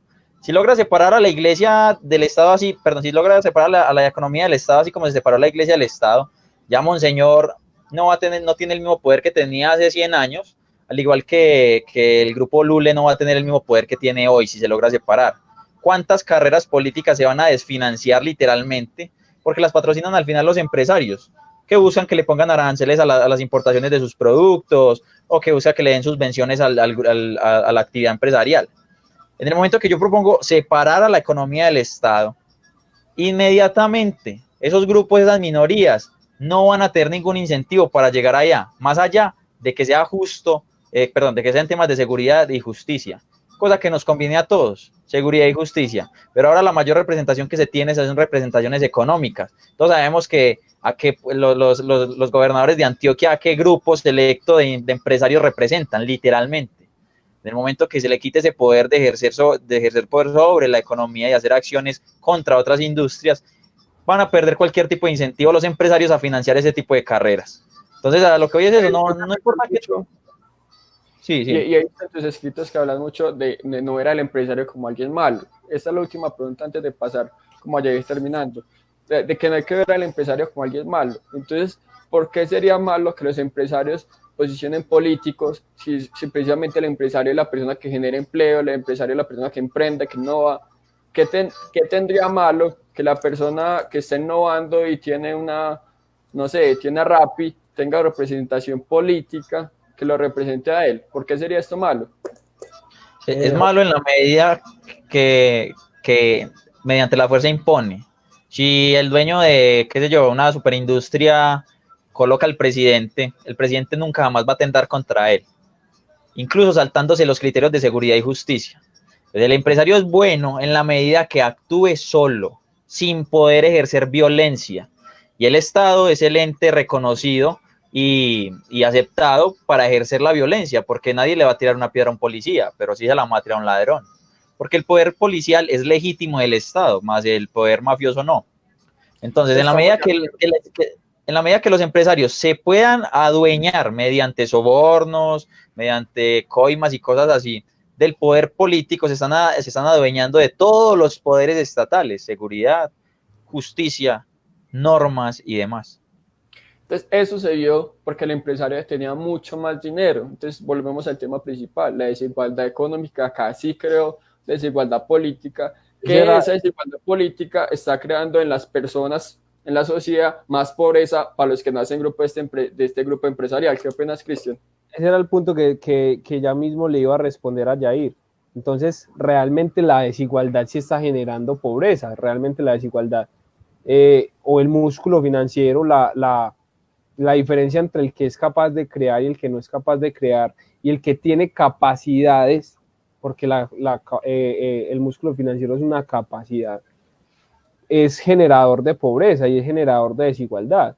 Entonces, si en el caso de que nosotros tres vamos a estar en este Facebook Live y solamente hay un computador y el dueño es Yair, él nos va a excluir. Entonces ese es el juego de excluir a las personas en el círculo económico. ¿Cuántas personas y cuántas familias y cuántos productores están excluidos de los círculos económicos para generar realmente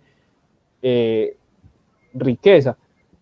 Vamos a un caso muy conocido en Colombia y fue el monopolio del papel higiénico, cómo dos empresas se unieron para aplastar al resto de productores. Entonces, sí están generando riqueza, sí están generando desigualdad, y al mismo tiempo están generando pobreza. Entonces, el Estado tiene que ir hacia esa liberalización, pero progresista. No puede ser una liberalización inmediata, donde el que tiene más capacidades pase por encima del otro, sino que realmente haya intereses, haya una discusión y realmente se tomen medidas en pro de la mayoría, porque eso es la democracia. No podemos decir que todos van a estar contentos.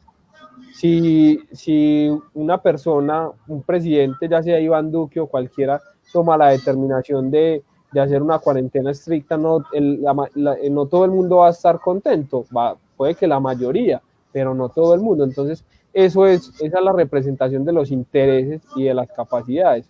Es cómo dentro de mis capacidades soy capaz de poner en el plano de la discusión política y económica mis intereses. Listo, vamos a pasar entonces a finalizar ya con esta última intervención de Cristian, una última intervención de cada uno. Ambos hablamos de intervención del Estado, de desigualdad política, desigualdad económica, de riqueza buena, riqueza mala, justicia. Yo me gustaría un ejemplo y que debatamos sobre eso y cada una de sus últimas apreciaciones. Medellín en este momento invierte 4 veces más en tecnología que lo que invierte en proporción Colombia. Tecnología es en este momento uno de los sectores que más pagan.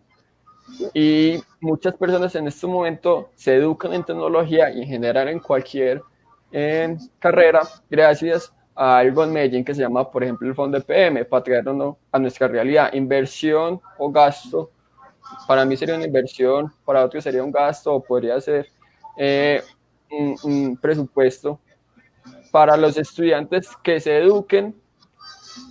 Fondo EPM es una empresa pues pública, ¿cierto? Que genera sus ingresos, pero que obviamente también está respaldada por el municipio de Medellín y los impuestos de la ciudad, que la mayoría de las veces, y no todas, le genera transferencias a la ciudad y no la ciudad al fondo EPM. Entonces, como el Estado, el municipio de Medellín puede crear instituciones como el fondo EPM, como EPM, que generen entonces que las personas se eduquen, creen igualdad de oportunidades, porque así entonces yo, lo que decía Jair al principio, yo tengo mis capacidades y yo accedí al fondo EPM por mis capacidades intelectuales y otra persona no accedió, sin importar el dinero, sino simplemente nuestra capacidad intelectual. Y así yo, suponiendo que fuera una persona de bajos recursos, gracias a esa inversión estatal pude educarme, digamos, en economía o en ingeniería y pude escalar en la escala económica y social y entonces defender mejor mis intereses y darle una mejor calidad de vida a mis familias. Para resumir, es simplemente una apreciación como por medio del Estado se podría entonces, esta va para Jair y ya le hago una Cristian para el otro ámbito, porque me gustaría que sus puntos de vista sean contrapuestos a un ejemplo totalmente diferente. Es decir, el Estado acá sí está generando ingresos y le está dando un beneficio a las personas y a la sociedad o al común de los individuos por medio de sus actos. El Estado crea una empresa, la empresa le da dinero, porque básicamente pues, la mayoría es regalado porque el porcentaje que se tiene que retornar muy poquito, y así la sociedad se educa y le retorna a la misma sociedad y muchos más individuos se ven beneficiados. ¿Qué opinas de eso, Jair? El caso puntual es de que los principales beneficiarios de Fondo EPM se van a universidades privadas, terminan sus estudios en el exterior y trabajan en el extranjero. Entonces ahí no están reponiendo nada porque en realidad se están quedando produciendo riqueza en otro lugar. Ese es lo principal. Después, claro, beneficia a muchas personas. Pero bueno, eso tendríamos que tener las cifras, ¿cierto? Porque en el caso de personal mío no conozco ninguna, pues, o no, muchas personas que se han ido al exterior gracias al fondo de PM, sino muchas personas están trabajando acá, todas las que conozco. Supongamos entonces, porque quiero simplemente como poner un contrapeso a las ideas que han presentado, supongamos que las personas sí se queden en Medellín y sí le den un beneficio a la sociedad. Pues no sería un beneficio, sería un pago por la contraprestación por lo que adquirieron. Entonces, en realidad no es un beneficio, es solamente un contrapago. Pero como reponer algo de lo que te dieron. Claro, se beneficia la sociedad, pero no se beneficia porque la sociedad le puso los 50 millones que le dio la carrera y él después es un ingeniero y hace algo extremadamente innovativo y beneficia a muchas personas, pero no es un beneficio, sino un contrapago. Pero claro, ese beneficio o ese contrapago no se hubiera dado, digamos que desarrolló la vacuna para algo, desarrolló una máquina, no se hubiera dado si en un principio no se le hubiera dado el beneficio de pagarle la matrícula. Oye, pero hay que tener en cuenta que en el caso que estás poniendo, en el que estás planteando, Fondo EPM logra poner la inversión gracias a que vos pagas servicios, a que vos estás consumiendo algo, a que vos estás realmente poniendo de tu plata, de tu bolsillo por muchos años, y el Estado en contraprestación te está entregando educación. Entonces, pero es lo que decía ayer al principio. La contraprestación ya se dio porque la persona pagó por servicios y recibió servicios públicos, pagó por electricidad y recibió electricidad. Ahora, PM no tendría por qué darle más dinero a la sociedad porque ya le dio electricidad, pues a un precio justo, supongamos, que haya competitividad. Pero además de que le está dando electricidad, está sacando parte de su dinero para darle educación a las personas, para que después, con el ideal de que las personas sacan un beneficio a muchos individuos que componen la sociedad. Que si EPM no hubiera hecho eso, la sociedad no se hubiera beneficiado de eso, porque la sociedad ya se benefició de los servicios públicos. Pero es que, José, mira, EPM es la muestra clara y evidente de cómo funciona la intervención bien hecha en el Estado. Por eso los antioqueños Y los Por eso medios quieren tanto esa EPM. pregunta se la voy a Espérate, hacer, sí.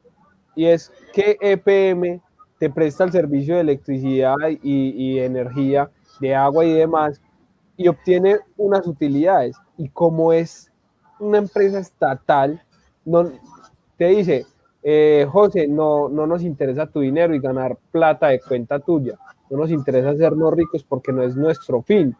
Te vamos a brindar otra contraprestación, que es la de educación, que es, no sé, arreglar el río Medellín para que sea navegable o yo qué sé. Entonces, ese es el fin del Estado y cómo tiene que funcionar el Estado a través de la intervención.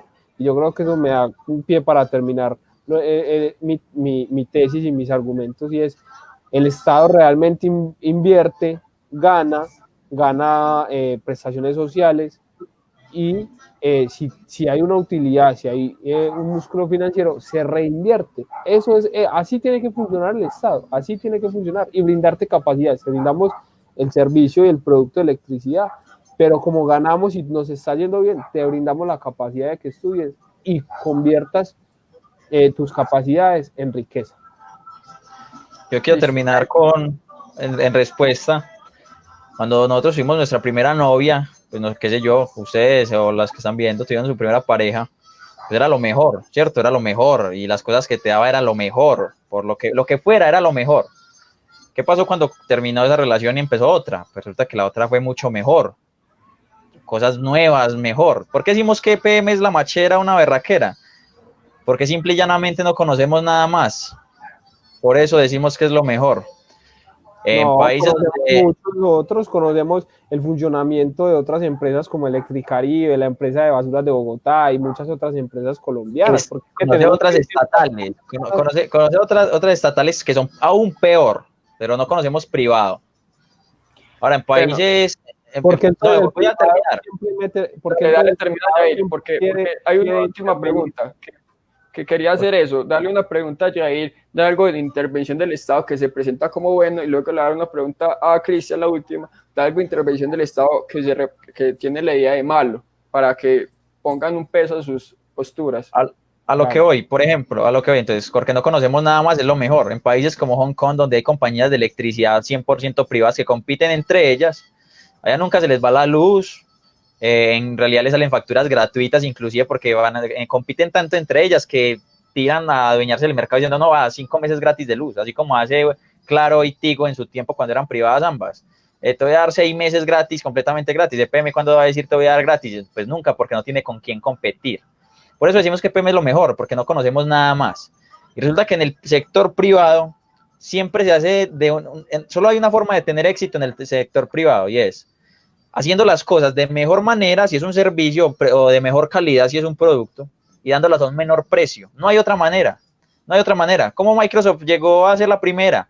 Porque daba un mejor servicio de una mejor calidad a un menor precio. Esos son los milagros del capitalismo y del libre mercado. Ahora bien, muchos ven al empresario como el lobo que hay que abatir, como la vaca que hay que ordeñar, pero pocos lo ven como el caballo que ala el carro, porque a la final es el que nos da los bienes y servicios, el que nos da el empleo y el que genera crecimiento, desarrollo y nos saca de la pobreza, a partir de todo lo que hace. Listo. Una última entonces pregunta para Cristian. El arancel más alto es para la leche, ¿cierto? 80% para la leche. ¿Por qué tendríamos entonces los colombianos que vernos afectados por este arancel y no beneficiarnos de la leche neozelandesa, que puede tener mejor calidad y puede llegar acá a un arancel normal, digamos 15%, incluso más barato para nosotros? ¿Por qué tendríamos que los colombianos que afectarnos y pagar un precio más alto y de pronto mala calidad por leche, porque el Estado quiere poner aranceles altos y recibir pues el beneficio del arancel, o cuidar a los campesinos nacionales, pues, e incluso porque los campesinos se tienen que ver en ese estado de monopolio de no competir y de no mejorar por los aranceles? Porque estamos poniendo un arancel del 80% a la leche. ¿Qué piensas de eso? José, digamos que en el ejemplo que tú pones, yo estaría de acuerdo en ese caso con el libre mercado, porque ahí el Estado no tendría por qué intervenir. El Estado tiene que intervenir en sectores muy vulnerables, por llamarlo así. Pero entonces, pero que se recuerda que son millones de familias que viven de la leche, y perdón por interrumpirte. Recordad que ahí el Estado, si no le pone el arancel, viene la leche a mitad de precio, y ¿qué van a hacer esos ganaderos que no son capaces en este momento de producir la leche a ese precio? Se van a quebrar, va a haber desplazamiento, va a haber violencia, no van a tener acceso a la educación, muchas familias les va a tocar recurrir a actividades ilegales. Precisamente eso era lo que te iba a decir, José. Aunque yo estaría de acuerdo con que se liberalizara ese mercado, me parece que el Estado interviene por precisamente lo que vos decís, por, por brindarle seguridad, por brindarle estabilidad a unas familias, por apoyar unos círculos económicos como la producción de la leche, la producción del queso, el transporte de esos productos. Entonces, eso es lo que hace que el Estado intervenga en esos casos. ¿Qué estamos produciendo? Porque es que no solamente es producir y generar riqueza, es como generamos desarrollo también. Y es, en el caso de la leche, cuántas personas se benefician en términos de empleo, porque entonces si nosotros miramos, digamos, la estructura de la producción, esa persona estaría produciendo por su trabajo y no por la leche. ¿Cuántos empleos? ¿Cuánta tierra? ¿Cuánta carne hay, además? Y cuántas cosas más salen de esa producción. Entonces, también el consumo, por decir algo, de fertilizantes, de productos para pasteurizar la leche. Entonces, es todo un engranaje de un mercado y de un sector que hay que cuidar, y por eso interviene el Estado, porque hay que cuidar ese sector. Claro, pero también hay que cuidar a las personas que consumen leche. Es decir, partamos de que la calidad de la leche en Nueva Zelanda sea buena. Es mejor, es más importante el beneficio en este momento de los que producen leche, los campesinos colombianos, o sería más importante los consumidores de leche, que nos estamos privando de acceder a leche del extranjero. Es decir, nosotros somos negociadores internacionales, y lo mínimo que uno puede pedir cuando le pide a alguien que me reciba mis productos es que yo también tengo que recibir los productos de él. Entonces es como eso, cómo nos estamos privando nosotros, consumidores de leche extranjera y de productos extranjeros, y cómo los campesinos están en una posición de privilegio porque no están compitiendo. ¿Qué vamos a saber nosotros si en este momento hay un monopolio de la leche y están estableciendo precios base 2.000 pesos? Porque simplemente no hay competencia extranjera y ya se estableció un monopolio. ¿Qué opinas al respecto? José, mira, lo que yo realmente opino es que los mercados tienen que entenderse en sus beneficios relativos y en sus beneficios absolutos. ¿Cuál es el beneficio relativo que tiene para los colombianos importar leche barata, y cuál es el beneficio absoluto que tiene para la industria nacional producirlo? Entonces, porque entonces el campesino colombiano en esa liberalización del mercado no es capaz de competir con los precios y con la calidad de la leche neozelandesa. Entonces, digamos que Estados Unidos, por ejemplo, es un país que tiene subsidios en temas agrícolas, y lo hace a través de la investigación y el desarrollo. Entonces, ¿cómo el Estado puede intervenir para que las empresas sean competitivas? Esa es la intervención del Estado que yo defiendo, que el Estado intervenga, pero para bien de muchas personas, de más personas y del mismo mercado.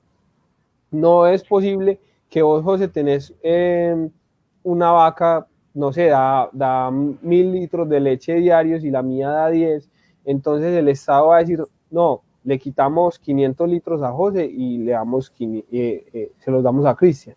Eso no es lo que se debería hacer, sino cómo hacemos que esa vaca sea realmente un factor de producción para el mejoramiento del mercado y del sector colombiano, y sea ese mercado competitivo frente al mercado neozelandés o frente al mercado mundial. Eso es lo que yo creo.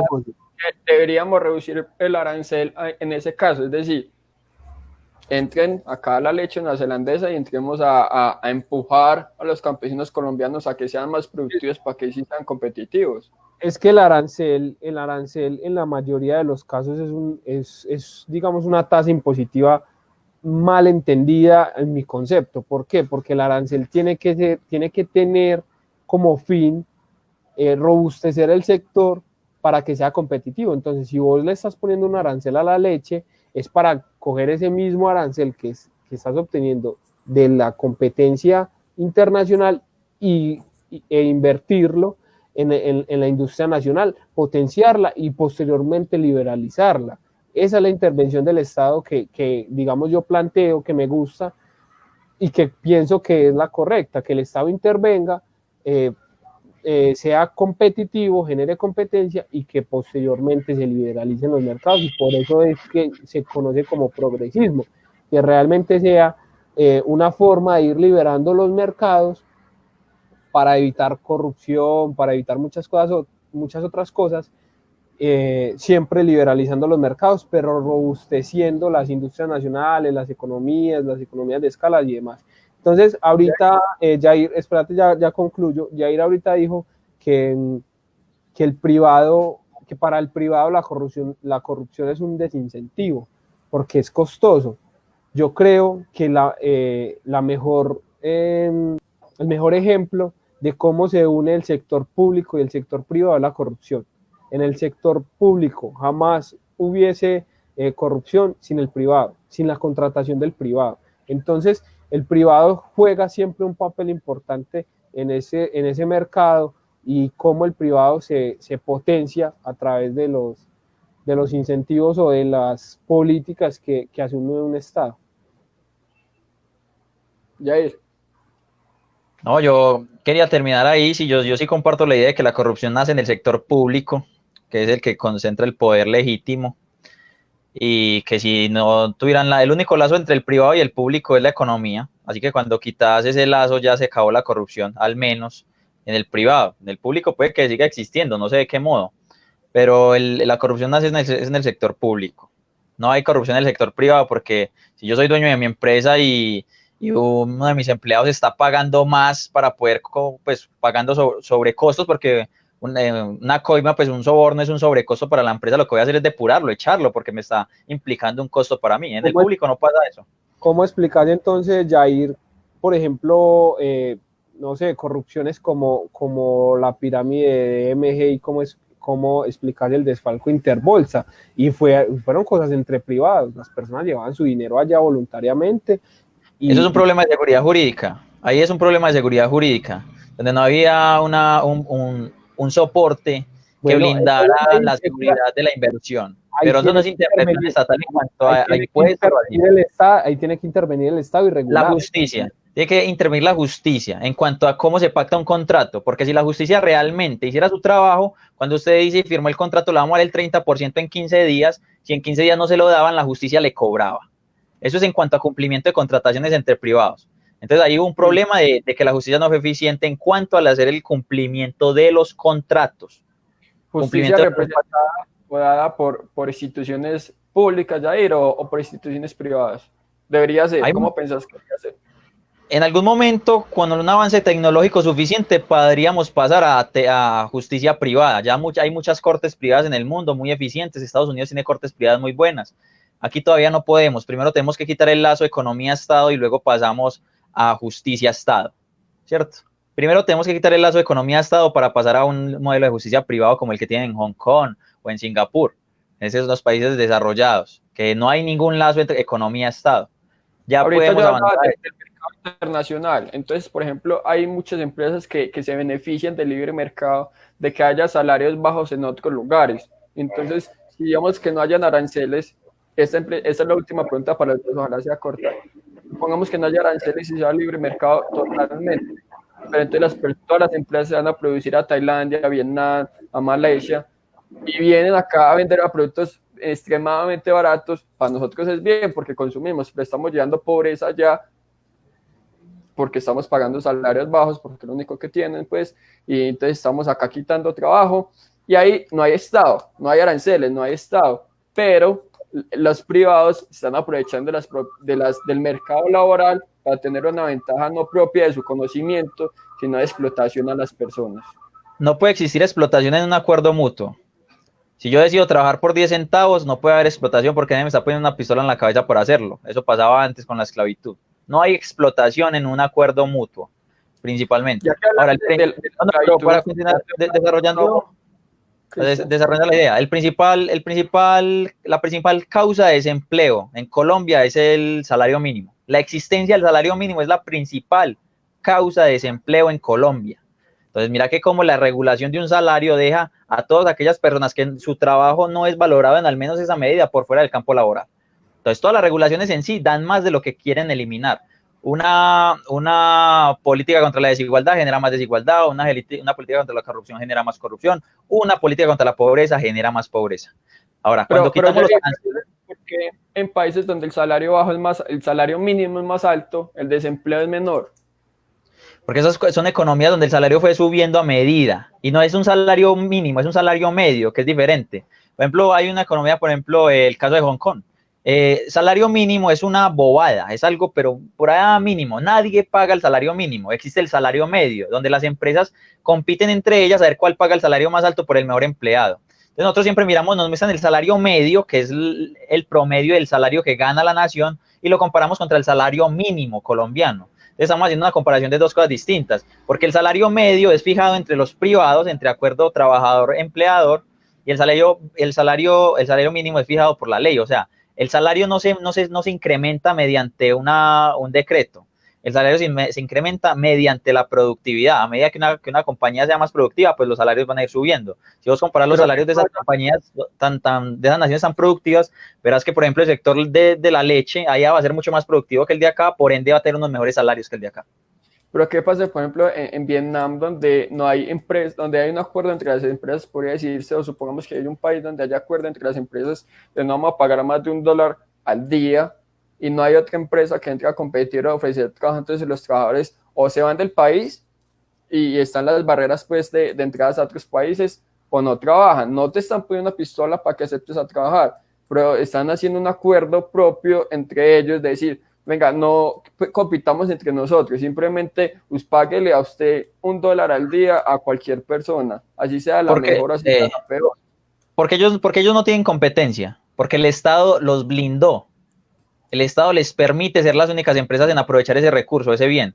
Si yo sé que si yo produzco leche y, bueno, si yo hago sillas y sé que en Vietnam les están pagando $1 para hacer sillas y a mí me cuesta $8 acá hacer una sola silla, y yo pudiera ir a poner mi empresa allá, pues yo hoy la pongo y les pago 2.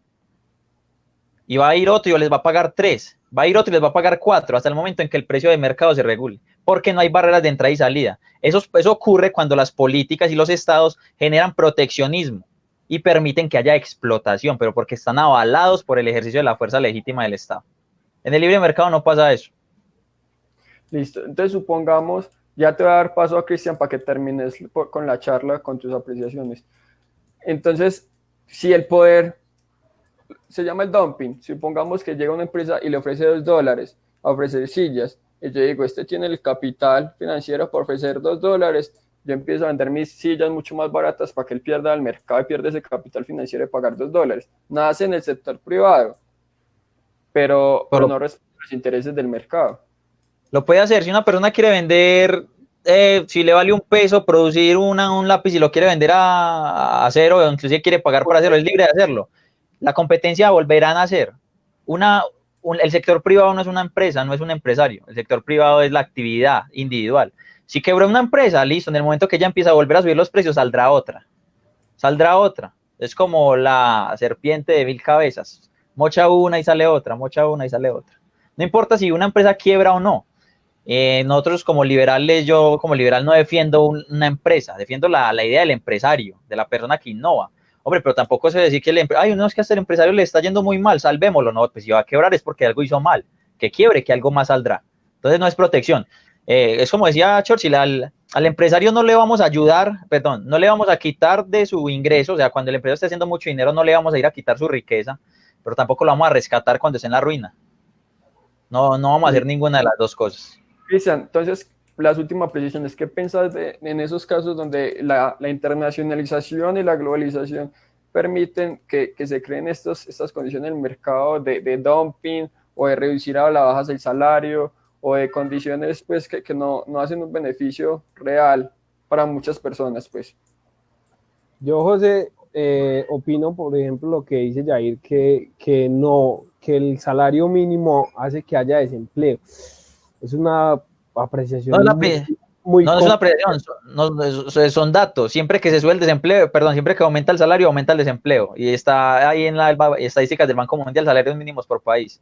Bueno, hay alguna pero espérate, siempre que sube la desigualdad, sube el desempleo y sube la pobreza. Pueden ser relaciones que si están conectadas o son que si una desemboca en la otra, la verdad yo no sé si hay pruebas de que el salario mínimo, el aumento desemboque en el aumento de desempleo, no sé si el aumento de la desigualdad desemboque en el aumento de la pobreza, o son simplemente condiciones coincidenciales.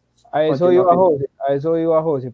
En un país pobre, si por ejemplo en el caso de Vietnam, pagan un dólar, las necesidades y las condiciones obligan a que tenés que trabajar, así quieras o no, o te parezca justo o no ese salario que te van a brindar. Si vos tenés hambre, si vos tenés que llevar comida, tenés que buscar otros medios de subsistencia y demás, no importa si a vos te van a pagar lo que vos consideras justo o no, o lo que el mercado considere justo o no, usted necesita trabajar. Eso no es de economía, eso son las desigualdades en términos de las ciencias sociales y humanas, de cómo esas desigualdades y esos círculos realmente generan pobreza y generan desigualdad. Entonces, mientras el empresario se está volviendo rico y está generando riqueza o está generando empleo por pagar un dólar, los otros cada vez van a estar más sometidos a esa bondad, por decirlo así, porque parece que en los liberales parece que todo empresario fuera bondadoso. Entonces, el empresario se vuelve rico a costa de que los otros están tratando de subsistir por un dólar. Entonces, el Estado tendría que intervenir para brindarle las capacidades a la persona que está haciendo la silla, de que ponga su propia empresa también y empiece a hacer sus sillas y compítale. Eso es en lo que se conoce como el progresismo, y así es como yo lo entiendo, que el Estado intervenga, te dé las capacidades y vos puedas entrar en los círculos a realmente ser competente. Entonces, por ejemplo, Jair, yo tengo una empresa de economistas. ¿Qué necesitas vos para entrar a mi empresa? Ser economista. Entonces, que el Estado realmente te brinde la capacidad de ser economista, de ir a la universidad, de educarte, de especializarte, de ser una mano de obra calificada para luego entrar al juego del mercado a competir y que yo pueda elegir entre Jair el economista, entre Lina la economista, entre Fernando, Pacho, entre cualquiera, que vos puedas entrar a los sistemas económicos y a los círculos con las reales capacidades de competir y no, por ejemplo, con la necesidad de simplemente trabajar para subsistir. Por ejemplo, vos hablas del caso de que un empresario está pagando solo un dólar a los empleados, y entonces que el Estado va a ir a fijarles un salario. No, como mínimo, usted está siendo muy injusto, usted está ganando mucho, está volviendo muy rico, les págame el favor $10 mínimo. Entonces el empresario dice, no se trata de que no se trata de que le pague, sino que vos estás obteniendo unas utilidades y unas ganancias por lo que estás haciendo. Yo te pongo una tasa impositiva y con eso yo voy y genero, pues yo haciendo la figura del Estado, voy y genero capacidades a las personas para que tomen decisiones. Eso, a eso voy. A vos. Supongamos, vos llegas y le decís, bueno, vas a pagar un salario mínimo de 2, le duplica el salario, entonces el empresario dice, no, venga, yo estoy pagando 1, sé por qué me va a hacer pagar 2. Entonces dice, no, es que con ese otro que estoy recaudando voy a hacer ayudas sociales. El empresario dice, no, me voy a otro lugar donde sí pueda pagar 1, se lleva toda su empresa y ya. Ahora, antes, cuando él llegaba, eran pobres, ganaban 0. Cuando el empresario llegó, ganaban 1. Hombre, pues que sí, que era muy poquito, pero 1 es más que 0. Ahora, cuando le pusieron la tasa impositiva, cuando le ponieron el salario mínimo, cuando le pusieron todo ese tipo de normativas, el empresario se va, porque el capital tiene esa virtud que se puede mover. Se llevó su capital. La nación quedó otra vez en ceros, con unos índices ahora con una adaptabilidad, porque mientras se podían gastar $1, podían acceder a ciertos bienes y servicios, ahora que el empresario se fue ya tienen cero, y todo eso ahora lo empiezan a ver como pobreza aún peor, porque están acostumbrados a un cierto nivel de ingreso, y cuando el Estado genera esas políticas intervencionistas, genera más de lo que quiere erradicar. O sea, se fijó el salario mínimo, de que pasar el salario de 1 a 2 para hacerlos menos pobres, el empresario se fue, que es el que genera la riqueza, porque no es el trabajador, es el empresario, una unión de capital y trabajo, no solo el trabajo. Se llevó su capital y quedó la miseria. Entonces mira cómo las intervenciones estatales generan más de eso que se quiere eliminar. Pero precisamente el Estado puede intervenir. Qué pena que vos decías ahorita que el empresario, como cabezas de ganado, sale uno entre otro. De pronto va a haber uno que diga, yo soy capaz de pagar 2. Eso, llegará uno que sea capaz de pagar 2, pues en el momento que no, 2 es muy poquito, le ponen 4, va a pasar lo mismo. Va a pasar lo mismo y pasará lo mismo y pasará lo mismo. Ahí se llega a un nuevo punto de equilibrio, porque claro, no es pagarle $100 el día, pero si es, venga, paguémosle lo suficiente para que en cambio, vivir bien. Eso, pero a lo que voy. Ahora, supongámonos que el Estado nunca les interpuso un salario y el man siguió produciendo por 1. Ahora yo digo, no, pues ya ese man está pagando 1, yo voy a ir a pagar 2. Coexisten las dos, la que paga 1 y la que paga 2. Luego, los empleados que ganaban 1 se van a ir a ganar 2. Y ahora va a haber una guerra por quién se va a quedar por los empleados. No, ese man les está pagando, yo les voy a pagar 3. Y mira cómo sin las intervenciones estatales los salarios suben. Suben los salarios naturalmente en términos de productividad, sin necesidad de poner e implantar normativas o... Es que yo creo que el problema no es el medio, si hay intervención del Estado o si no la hay. Yo creo que es el fin de que haya, en este caso, salarios bien. Porque en el caso de Jair tuyo también puede haber problemas, que haya un monopolio, haya un cartel, de decir, no vamos a pagar más de 1. Y en el ejemplo de Cristian también puede haber algo malo, que simplemente digan, no, nos vamos para otro país y ustedes verán, Zimbabue, Sierra Leona, no consumen nada, no les entra nada. Sino como de pronto una mezcla de los dos o como haciendo eficientemente una de las dos se puede llegar al fin de que haya o calidad de vida o salarios estables que puedan permitir a la persona pues vivir bien. Bueno, en el libre mercado, en cuanto al libre mercado, no existe tal cosa como el monopolio, como la cartelización. En términos de competencia, nunca se prestan las características físicas para que hayan ni lógicas. Eso surge, los monopolios y los carteles surgen a partir de que hay alguien que protege a ciertas industrias. Sin una protección estatal no puede haber un monopolio. Sin una protección estatal no puede haber una cartelización. Porque si yo soy capaz de hacerlo más barato, pues simplemente lo voy a hacer. En cambio, si algo me impide ingresar a hacerlo más barato, pues ahí es una serie de protecciones. Bueno, para vos tener una empresa tenés que pagar Saico y Asimpri, yo no sé qué, y un montón de impuestos. Eso son barreras de entrada. En la medida que existan barreras de entrada, van a haber esas cosas. Tenemos a Sierra Leona, a los productores de diamantes, y llega otro que es capaz de explotar mejor o otra empresa con gran capital, y están estos grupos paramilitares o financiados pues por las empresas que le dicen, van y lo amedrentan violentamente y no lo dejan pues, seguridad y justicia, libertad, sino simplemente gracias a su dinero pues no lo dejan laborar. Seguridad y justicia, eso es un tema de seguridad y justicia, entonces sale del campo económico, es un tema de seguridad jurídica y justicia. Pues, sí debe haber intervención del Estado, ¿cierto? En cuanto a seguridad y justicia solamente, no en temas económicos. Mira que todos los problemas que plantean, no, que es que alguien que va a aprovechar, que alguien que va a extorsionar, que alguien que va a secuestrar, que va a hacer seguridad o justicia. En términos de cumplimiento de contratos y en términos de seguridad de la ley. No es nada económico. Lo que pasa, Jair, es que eso también hace parte del Estado, y eso es el Estado, porque es que la desigualdad no solamente es desigualdad económica, no solamente es desigualdad financiera, es desigualdad de oportunidades y de capacidades. Entonces, en el ejemplo del productor de las sillas y del dólar, si el Estado tiene la capacidad de decirle a las personas, aprenda a hacer su silla, para que usted también entre a competir. Es que ese es el progresismo. Te brindo capacidades y vos entras a competir al mercado, y ya que el mercado haga lo que tiene que hacer con sus fallos, porque el mercado tiene innumerables fallos, dentro de esos los monopolios y los oligopolios, que así vos quieras decir que no existen o que no hay. No existe en el libre mercado, no existe en un mercado libre. Las capacidades del mercado siempre van a haber fallos.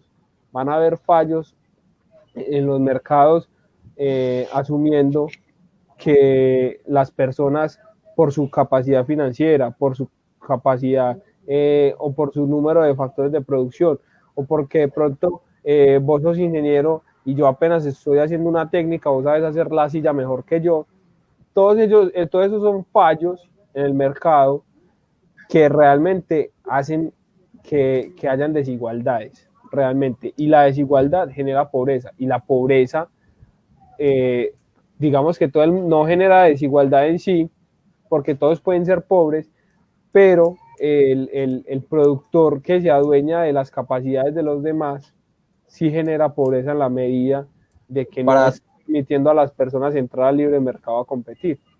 Para terminar, yo quería concluir ya con lo último. La desigualdad se genera en el momento que se crea riqueza. La desigualdad se genera cuando se crea riqueza. Cuando alguien tiene más que otro, ahí se genera una desigualdad.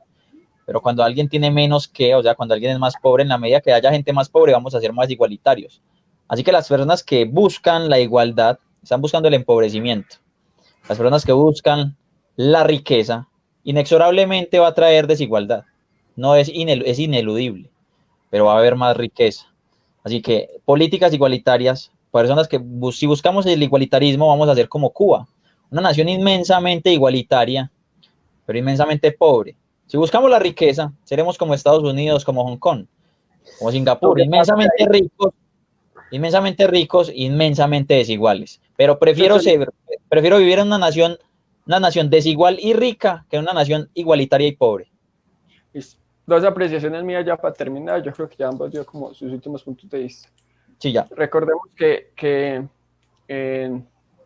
decía el ejemplo de Cuba. Recordemos que en Estados Unidos hay más de 40 niños que sufren hambre, ¿cierto? Entonces yo creo que ese no es un punto de vista. Y también recordemos que hay países como Australia donde alguien que limpia vidrios puede ganar lo mismo que el recepcionista. Hay una igualdad, ambos tienen calidad de vida y cumplen como sus objetivos. Ahora, nadie quiere ser como Cuba, yo creo, pues, cierto, yo me debo esforzar y quiero conseguir lo mío y quiero que sea recompensado por mi esfuerzo.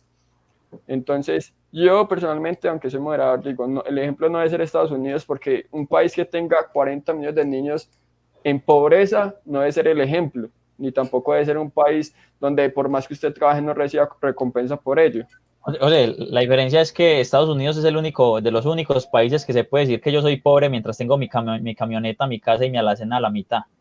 La diferencia es que un pobre en Cuba no tiene ni camioneta, ni casa y no tiene alacena ni siquiera. No, eso tampoco, eso no es verdad tampoco, porque en Estados Unidos nosotros podemos ver gente que vive en unas casitas de 2 metros. Pero el ingreso per cápita va a estar por encima de la latina. Pero es que el ingreso per cápita... Pero el ingreso puede estar por arriba, pero una ampolleta de insulina vale $300 y una persona puede ganar $60 al día para pagar arriendo y pagar mercado. Son muchos temas, no estoy inclinándome hacia uno de los dos, sino yo creo que el punto, aunque puede sonar tibio, se encuentra en la mitad. Porque mira, el ingreso puede ser alto, pero la inflación puede ser muy alta también, Jair. Allá la medicina es demasiado difícil de adquirir, lo digo por experiencia propia. La salud es demasiado costosa. Acá una insulina puede ser mucho más asequible a un obrero que un obrero allá. Así el obrero allá gane $4,000 y acá $1,000,000. Oye, pero lo que yo iba era que son dos problemas totalmente, como lo dijiste, no son los ejemplos. La verdad es que no son los ejemplos, porque Estados Unidos es un país que tiene unos capitales inmensos, que tiene capitales muy grandes. Se pueden decir que los capitales más altos del mundo son estadounidenses, y no podemos comparar o medir o promediar, porque realmente eso es lo que hace el ingreso per cápita y el PIB per cápita, promediar los ingresos de todo el mundo. Entonces hay gente que tiene unos ingresos estratosféricos, multimillonarios, billonarios, mientras la persona que se gana el $8 por hora, por decir algo. Entonces yo creo que en términos de un buen análisis, no se puede tomar en cuenta el ingreso per cápita y el PIB per cápita, porque está promediando a todo el mundo y está metiendo a todo el mundo en una bolsa, y no tienen las mismas capacidades, volviendo al tema de las capacidades, no tienen las mismas capacidades de competir en un mercado y de ponerlos en una misma bolsa que los que tienen unos capitales inmensos a los que no tienen capitales realmente. Listo, pues muchachos, yo creo que ya Ya podemos dar por terminado. ¿Cómo? No, yo que muchas gracias a ustedes, muchachos, muy bacano todos, son puntos muy conflictivos. Para la próxima vamos a ceñirnos a una rúbrica para no Sí, salir deberíamos. a todos brazos. Y no, pero fue muy bacano, muy enriquecedor, aprendí muchas cosas. Muchas gracias, muchachos. Muchas gracias, José. Muchas gracias, Cristian. También la idea como abarcar mucho y ya después puede ser darse otro campo de hablar de algo un poco más recto, pero sino que mientras hablamos de más se tiene el campo de las ideas de todos. Muchas gracias, pues. Bueno, nos vemos. Feliz noche, muchachos. Cuídense mucho. Muchas gracias, pues.